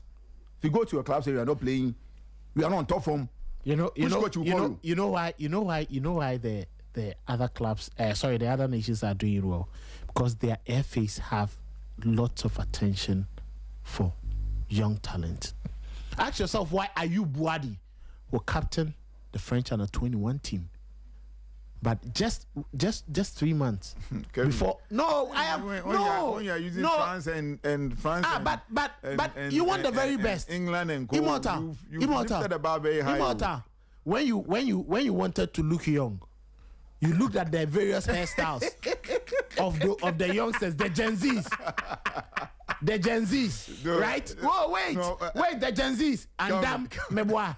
Nathan, no unity to sell. Why? Immortal. Oh yeah, back in the day, unity to sell. Just a little over a year ago. But when he wanted to look younger and enjoy with the Gen Zs, what did he do? He went to who? Andam. Gen Z currently on top form. Yes. Andam and Wadud, they are in their prime. Raymond was looking like that, like you. Now he wants to look fresh blood. Now he's left his hair on. Raymond said what? No. Hey. You want us to give you evidence? No, okay, to be fair. No, hold on. To be fair. It used to be on TV. Relax. To be fair to Ray. It used to be on TV, so the evidence will be there. To be fair to Ray. I have pictures. You see, everybody has a different story. My story is that when I met Raymond, the hair was like this. It's always been like this. Oh. When last year. Oh no! I saw last year, but I started on the project. No, even my TV days, I had twists. You had twists. So me, so you always okay. So you see, Immortal. No, I'm coming. Relax. So Immortal, what was he influenced by Andam? Very good. What? Gen Z. He wanted to be what? Gen Z president. So if once he wanted to be a Gen Z, he went to copy from what? Yes, the Gen Z. Grow the hair. You want to be the best. Copy from the best. That's it.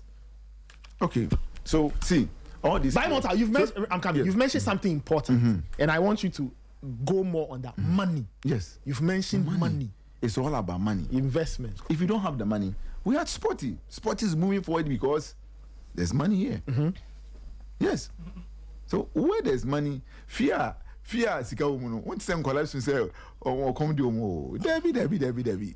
So let's invest. Well, I'm happy that now we have the sports fund, so we can be able to get enough money. Nathan, if you are money may be there. At least we will have about 9 million. Nathan, money may be there. Money may be there, but if the caretaker is not serious, you come home. So which means that you can there have will be money. famished. You can have money and still struggle. Yes, because your caretaker. Let's have the money first. Because your caretaker may decide not to do the right thing, and your kids will be famished. That's also true. It's the same thing that nobody can tell me. Yes, we're going to the World Cup, and this one we've championed it. I understand. Yes, money should be given and all that. Yes, it's from FIFA. It's for the GFA. The government is only doing what? Every time they say it's government, but the money will be given back to what? The government. Yeah, of course. So it's for the FA. So let's just be clear. It's for the Football Association. The money is for them. They decide to pay the players what? $100,000 each as appearance fee. The actors. Oh wait, I'm coming. Wait, yes, they are the actor, the principal actor. Forgetting that the pitch in Pram, the pitches need to be developed. Better facilities need to be there. Yeah. Quality food, nutrition to help under 17s and under 20s need to be there. True. Coaches need further studies, which they need money to pay for some of the of the coaches. Yeah. Even though Raymond believes in something a bit more. Yes. Some of the coaches do it themselves. You have to develop and I like yourself. it. Someone like Laye, Tanko, and the like. But if some of the coaches which you believe in, if you are not helping them, if you are not sponsoring them, ask yourself why Ben Kofi with his development plan decided to still give Afrane, Herbert Addo, and others the opportunity to go and learn again. Of course. And get better, because modern football changes. It's the reason why coaches are going for refresher courses every now and then. Yeah. Ask yourself, at the end of the season, did the FA put together all the coaches to say, technical directory, to put them together, let them come and sit? Didi Dramani, why were you doing this with House of Folk? Your defensive block, come and display. It's all money to enrich our coaches. Did they think about Why are you playing draws at Accra Sports Stadium more than a week? No, but Kevin, as for the $100,000, it will not be their fault that they are paying the players that amount. No, I'm not saying it's anyone's fault. I'm saying it is their money. So they can decide. Yes. So they'll pay the players. So whatever is left, now they have to. Exactly. They are about 8 million. The 8 million is there. About 8 million. 13 very good. So the 8 million, is it being used? It will go to the sports fund. Yes, we go to the sports fund. So let me wrap up with let's wrap up. Before, you're talking about money. As I said, it will be difficult for me, Kelvin, Asaibedu, for us to get under ready 23s. Under 23. Why? To deliver. Because, see, I remember there was one of the congresses about 3 seasons ago. The clubs supposed to endorse and then use, I think, 4 U20 players. Yeah, I remember that. Are they doing it? That resolution. Yes, they said clubs should use under 17 players or under. Are they doing this? No, I don't. I wonder if they are. They said they should include them in their squads. In their squads, yes. They are doing it. So they are including them. They are doing it. But Kelvin, what about giving them playing time? Just including them may not be enough. I'm talking about playing. Okay, give Kotoko using Lawson and the lines, the small boys. Lawson Chaimenu. Supposed to use like 4. You said so. 4 under 7. Is it under 17 or under 20? And under 20. Yes. We have to see under 20s and under 17s playing. How many of them are we seeing? How many are you? How many of them are we seeing? How old is George Parko? He's there. And who again? Josh Parko is part of this U23. Yes. Obo over the bus will be. So you see, as I read shaking his head at you. It's one thing. It's one thing picking the players. Yeah, of course. So you see, it's one thing telling the clubs to pick the players, and one thing about what quality. Yes. It only helps. In that line, I kind of agree with Immortal in that line because then I also think at that point the club also has a role to play in developing the player, making him better. Because if he starts the season, that's a ball over the bar in his first 10 matches. By the time we get to match week 25, I have to see very good. There's supposed to be an improvement, and that is why. If you go to our brothers in South Africa, the last time we were talking about why they are football, and the Diski League. Our friends were here from Kaiser Chiefs to speak about it. The Diski League. Michael went there. Michael went there. He saw the facilities. Whose mandate is it to make sure that go to Adakoja? No, whose mandate is it to make sure that the youth league is played better in the structure? So the administrator. So the PSL, and then the SAFA have helped to put together the Super Diski. Yes. And they've made it happen that it's being played wonderfully well. Fine, it may be difficult for us here. But when the KGL happens, what then happens to the development of the players? To the point that we go around. Myself, Michael, and the others, we're complaining about the under 20 team. We played KGL. Yeah, of course. But the best players that we saw, we picked from the KGL. When it got to the national team, what happened? The coaches are and anyone will come and blame me that the players are not good, are not top quality. But the quality players that you selected or they were supposed to be picked in there, they were not there. What are you telling me? That you sent Sefa to the airport, Samatex player, very integral part of the team. You tell him there is a problem with his ticket and he should come back to the hotel and he won't come and he doesn't get the opportunity to play at the Wafu Zombi. What are you telling me? The magic head. So now you see, assess all the players. Assess all the players. Lord have mercy. No, but the true. It's true. But does it not go back to this question you haven't answered? That then it means there is a problem. Because if the FA sanctions a KGL competition and they pick players, KGL under 17, KGL under 20, whatever, and yet we pick national teams at this same level, under 20, under 17, and none of the players, no player from this KGL tournament plays. And when the evidence, one or two, Chivanyo is a product of KGL, one or two others. But how is it that it's only one or two? How come it's not 10 or 20? Because the rest, when you give an opportunity, they cannot. Have you given them? Have you given them? How is Chivanyo consistently under 17, under 20? How many years nobody was? No, because he's young. Why not? I say we have to move him on at a point. I know one or two you players. move him on when he's ready to move. Mbappe never looked back to come and play under 21. Omen Fino. Omen Fino. Mouse Lewis Kelly, Saka. I talk about after one. Unko yes, nobody will send you to consecutive tournaments because you were 16 and someone like Max Doman has started playing. They told him no, you would play under 17 before we bring you. But they quickly moved into the under 21. Because he's 16 now to go and play under 17 or to go and play under 19 tournament. It won't happen again. Because the quality.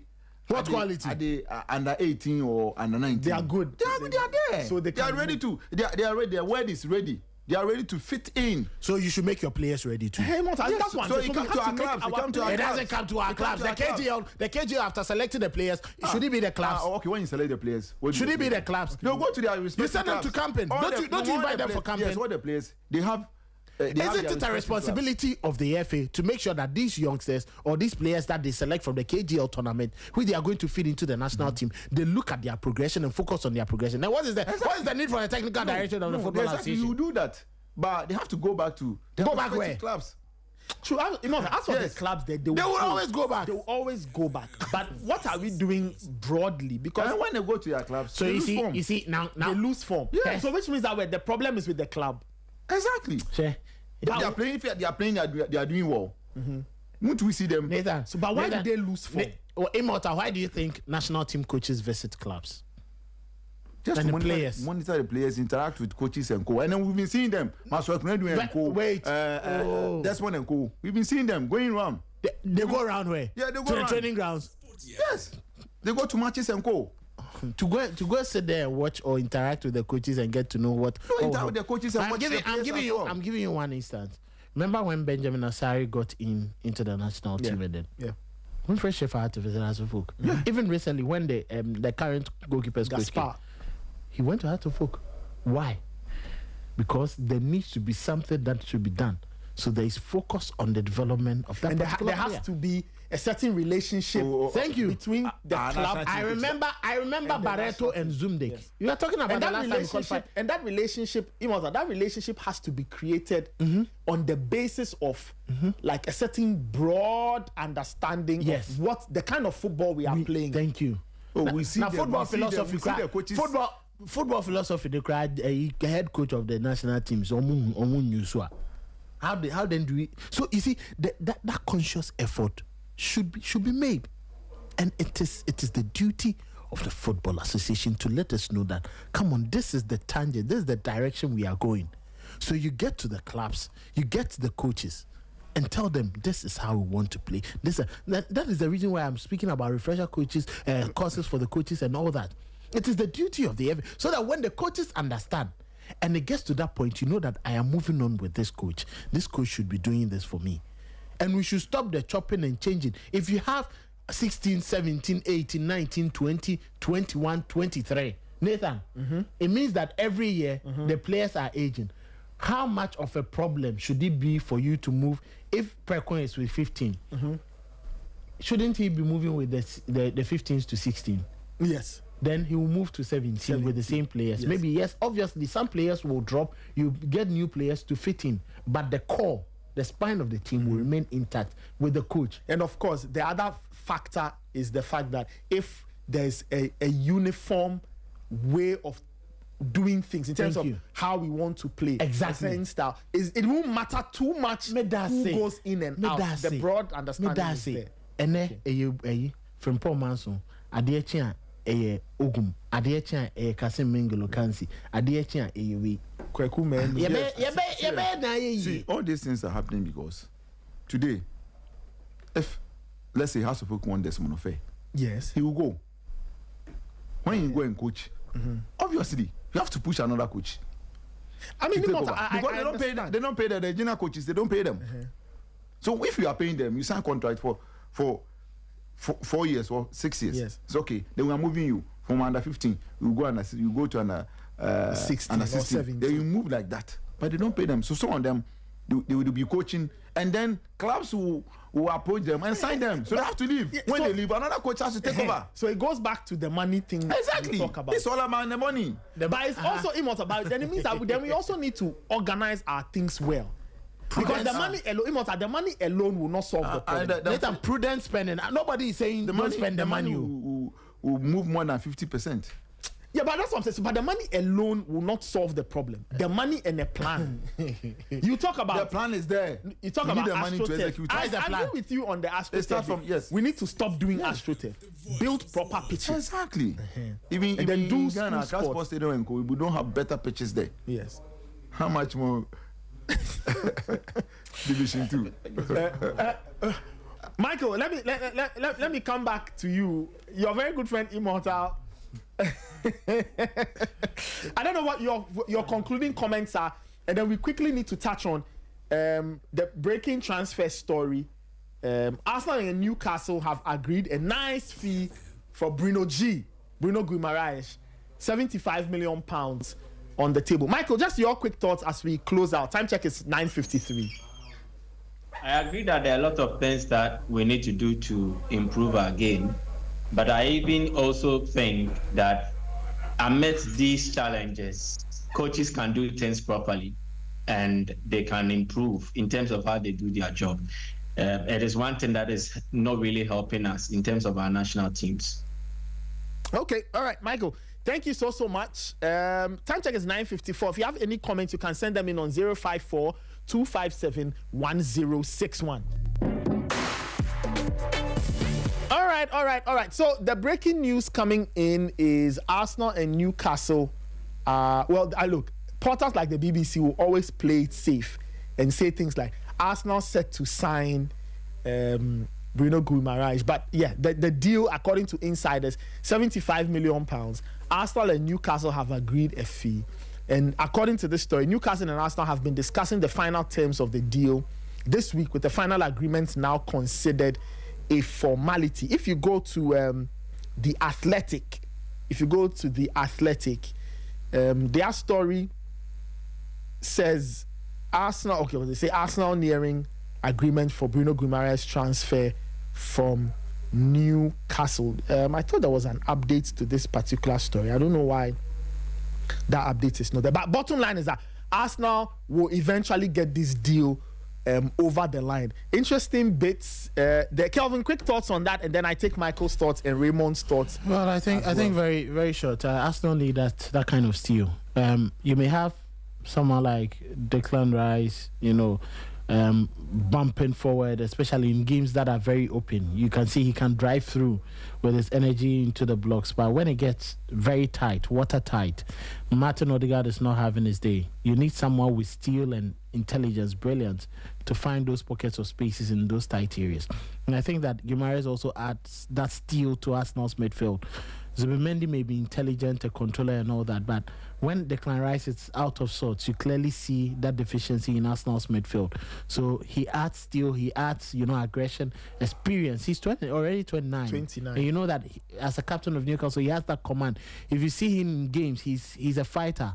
So all he does to this Arsenal team is to give them that sort of strength in that midfield. And I think that it solidifies the base. If you want to succeed, if you want to really excel, you need these players. I go back to look at, a lot more of the Arsenal combative midfields that you had.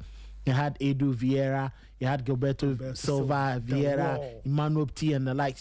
Those players who give you that aggression. It got to some point, you'd have Diaby, you have Alex Song, in your midfield with Fabregas doing a lot more of the intelligent work like Odegaard would do. So every single team, you need that sort of, vibe, that sort of energy, that one player who would give you that vibe. It's the Premier League. And thankfully, he has Premier League experience. He's played with Newcastle, who had been performing at top levels in the last 3 or 4 seasons. It was only last season that he fell off the radar. So I think that it will be a very good signing for Arsenal. And there can be less pressure too on Declan Rice because they are games. Declan Rice has played too many games. Next season, he cannot go the same tangent. No. So you need him. There are games that you can play Guimaraes and then Zubimendi and Odegaard, or Guimaraes, Eze, and then maybe Mark Lewis Kelly to give Rice, some laxity. And the season is about to start. Arsenal is going to miss Saliba for a while, which means if you want any other option to fill into centre back when you don't trust maybe Mosquera to play as the right-handed centre back for you just bring Declan Rice into that central defense to help you, and then you play Bruno Guimaraes with other midfielders. Okay. Michael, quick thoughts from you, and then I take a quick thought from Ray on this move. Michael, you're muted.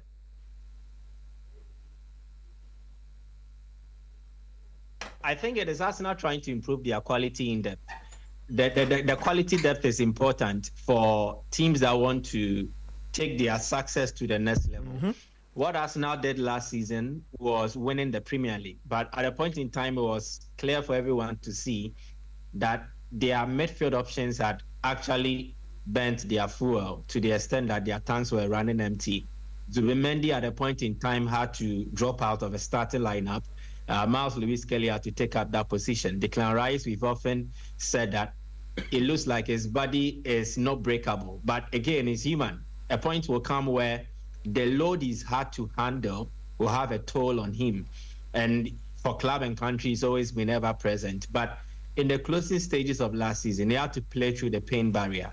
There were periods where he wasn't fully fit, but he just had to do a job just to help his club. So it just exposed how threadbare Arsenal were in the middle. And it also exposed that the Christian Norgard experiment or operation did not become a success. And Arsenal had not really beefed up their middle in the sense that Mikel Merino was out injured, Thomas Partey had left, and the players who came in were not able to step up like expected. So if you're adding Premier League experience, a player like Bruno Guimaraes, who also is a leader, looking at the role that he played at Newcastle United, I beg your pardon, I think it is Arsenal trying to improve their quality depth and give them better options for the season that is upcoming. You need to manage the minutes and go about it well.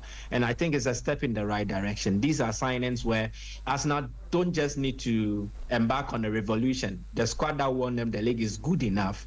So the only signings you make is you add quality so that you increase the competition levels in the playing body and also offer the coach better options where there is a need be to rotate. And I think that's what they've done. It's a good signing. Yeah. Ray, does this signing make Arsenal even more unbeatable? Well, I think that Guimaraes definitely adds more quality to that midfield. I think that he would help them. Looking at the kind of midfield they had last season, it was one of their problems, especially having struggled to replace Partey. So Guimaraes comes in, he gives you a different direction, different style of play. And once he's able to fit in properly and give them that solidity they need in the middle of the park, he'll be a very good addition. So Guimaraes, Zubimendi, Rice, I think it gives them very good options in the middle of the park. It won't be as threadbare as it was last season. So definitely a good addition to the squad. All right, £75 million, that is the fee. Newcastle, so I found the story I wanted. So Newcastle, they are set to sanction the sale of Bruno Guimaraes to Arsenal for a fixed fee of £75 million. While Arsenal are adding to their ranks, Newcastle look like a shop whose door has been broken. Everybody is picking who they like. Eddie Howe has walked away. They've tried to replace, or they are going to replace Eddie Howe with Al Hilal's head coach. And they've also lost... Jaisel. Yes, Jaisel. They've lost Anthony Gordon, who I think is the most surprising transfer for me. And they've lost Sandro Tonali. But in terms of money, Newcastle have made good money. Yeah. They've made good money. 75 million for Guimaraes. Tonali left for a deal maxing 100 million. They got another 80 million euros or so, which is about 65 million pounds or so for Anthony Gordon. That's some good money. That's some good money there. All right, that's how we wrap it up this morning on the Sporty Breakfast. If my production people are there, can you please give us some WhatsApp messages so we go through? I'll be telling you what will be happening in the AFCON today, because there are some games, the group games are wrapping up, and so I have to inform you in terms of I have to inform you so you know who is playing today. At 8 p.m. Ghana time, Egypt versus Nigeria. At the same time, it's Malawi versus Zambia. That is a very interesting game. Malawi, Ray, it looks like they are playing with a lot of freedom and bravery. Oh, yeah. They've won 2 games and they've qualified. Yeah. So the game against Zambia, I'm sure they would want to rest some of their best players. You know, just. Oh, you don't think they want to do a number on Zambia for rivalry's sake? I mean, you would want to conserve energy as much as possible. It's a tournament. Yeah. You know, get some of your best players to rest. Just see this game out and then see what you can do in the quarterfinal. So I think that Malawi would not go into this game all guns blazing looking for a result. They've already qualified. So just give some of your French players the opportunity to get some minutes into their legs, and then we'll see what happens in the quarterfinals. I don't think it's a game that they would go all out to. I see. The other game, Egypt versus Nigeria. Egypt have been poor in this competition, so the logic is that Nigeria will get to enjoy themselves, pick up another win.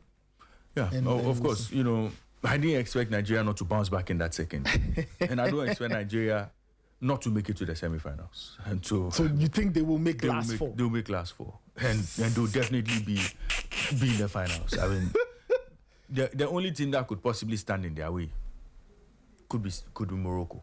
But they've beaten Morocco once last year in the finals. Yes, I mean, I don't think even the Queens stand a chance against them. But of course, we'll see how everything plays out. But despite that early first game defeat, I mean, nobody should rule out the Nigerians. They'll definitely make it to the last 4. Okay, all right. Sadiq from Kaswa says that if that's the best case, why didn't Arsenal go for Chilima? As a United fan, I'm psyched we got him, but 75 million for Guimaraes is steep.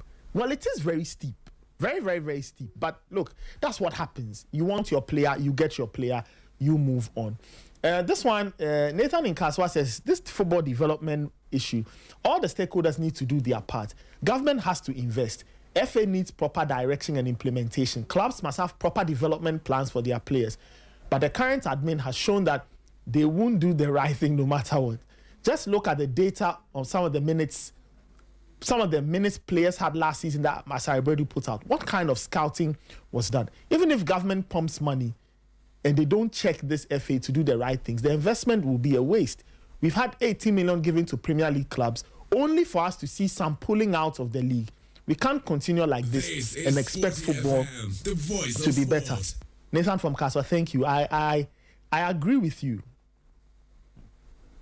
Okay, I agree with you.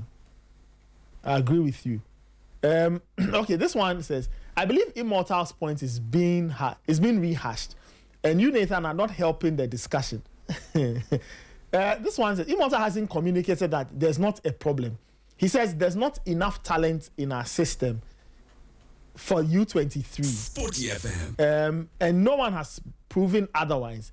The other panelists haven't provided 10 better players in our league that could represent. For the problems, we can discuss and proffer solutions. But for now, we don't have the talent locally to represent us. Kelvin and Michael keep changing the arguments. They've moved from local talents being better than the foreign ones to problems with our football, which we all agree to. Okay, all right. Interesting point. Okay. You know, I was very quiet on the Meteors discussion because I wanted, everybody to have their say. Yeah. Tomorrow I'll tell you what I think about this thing. Because look, later, when we put together that team to play Mexico before the World Cup, what were we told? We were told, I closed the story, but effectively we were told that it's almost like an audition. Did it look like we had faith in local talents?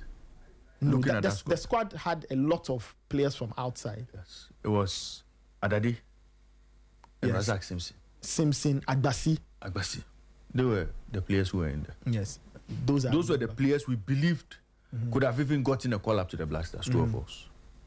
Meaning that even then, when that game was just a test game for what the FA made us believe was going to be a certain Meteors team, we didn't even have the belief to assemble a full local contingent to go and represent Ghana. Yeah. And so the conversation is big. Who will play the qualifiers and who play at the Olympics if we qualify? Who play the qualifiers, who play the U23 AFCON, and who play the tournament proper? It's a big conversation. And so we'll revisit it.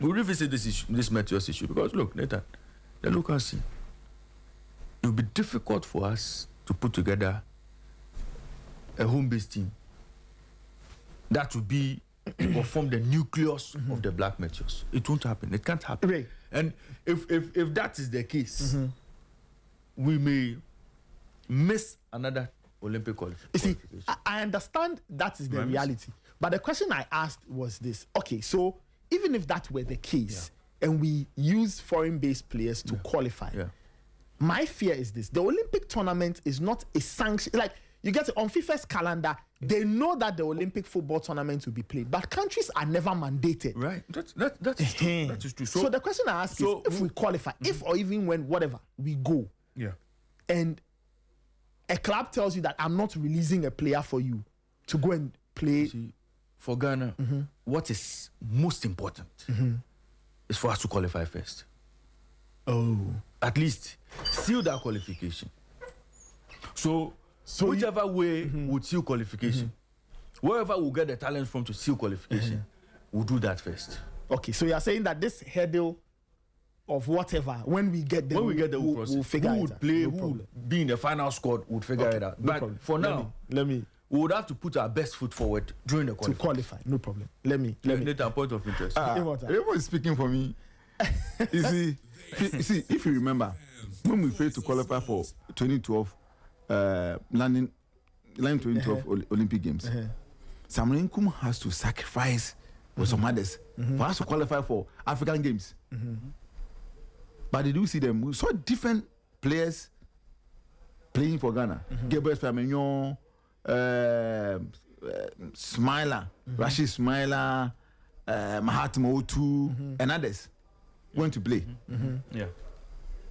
Which eventually they eventually won with Kwesi Appiah. That is true. So you see, it's difficult for us to assemble best under 23 players from the local league. How many best under 23 players or players who are ready from House of Folk? Kotoko. Can we take Kotoko young porcupines, the under 20, to go and play? I'm saying those days when we're doing well, House of Folk, they have the best under 23. Kotoko have best under 23. Kinfesa best under 23. Liberty best under 23. Can we talk about? I agree with you, but I'm saying that we can tell ourselves that, how do I even say, all of the things we are seeing, it shows that there is a problem. Yes, it is. Nathan, what all of us must accept around this table today is that a problem. There's a problem, but we can't fix it. So we may have to accept being a nation that prepares national teams for tournaments. Okay, that's another way of looking at it. We may have to accept that, look, that transition we are looking for, we won't find it anywhere. Once a while, we can have it. Once a while. So we should accept that as far as our just style like the day you scored Ajimambedu, how they progress. You know, it doesn't happen all the time. And in our case, the way we run our football, until something drastic changes, we should accept that. We must accept that. Look, we are going to play Black Stars. There's no way you would expect that an under 23 player is promoted to the Black Stars. They'll go and look for the next MNU, who is possibly doing well at Man City and bring him. We'll go and look for the next Jordan Ayew, doing well maybe somewhere in Italy, go and bring him. We'll go and look for the next Thomas Partey, possibly doing well somewhere in Barcelona or Atletico Madrid, and go and bring him. That is how we assemble our national team. When it comes to the local teams, under 20, under 17, under whatever, the local coaches who we have put in charge, with the assistance of those who employ them, who select players for us to go and play, we must accept it.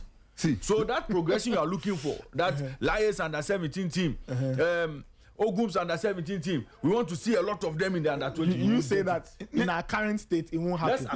Let's accept that we are a tournament team. We'll do Fefrekobo with our own selections, with our own players, whether they are the best or they are not the best, or whether we have interest or we don't have interest. We must accept that that is what we have to deal with. Wait, until something changes.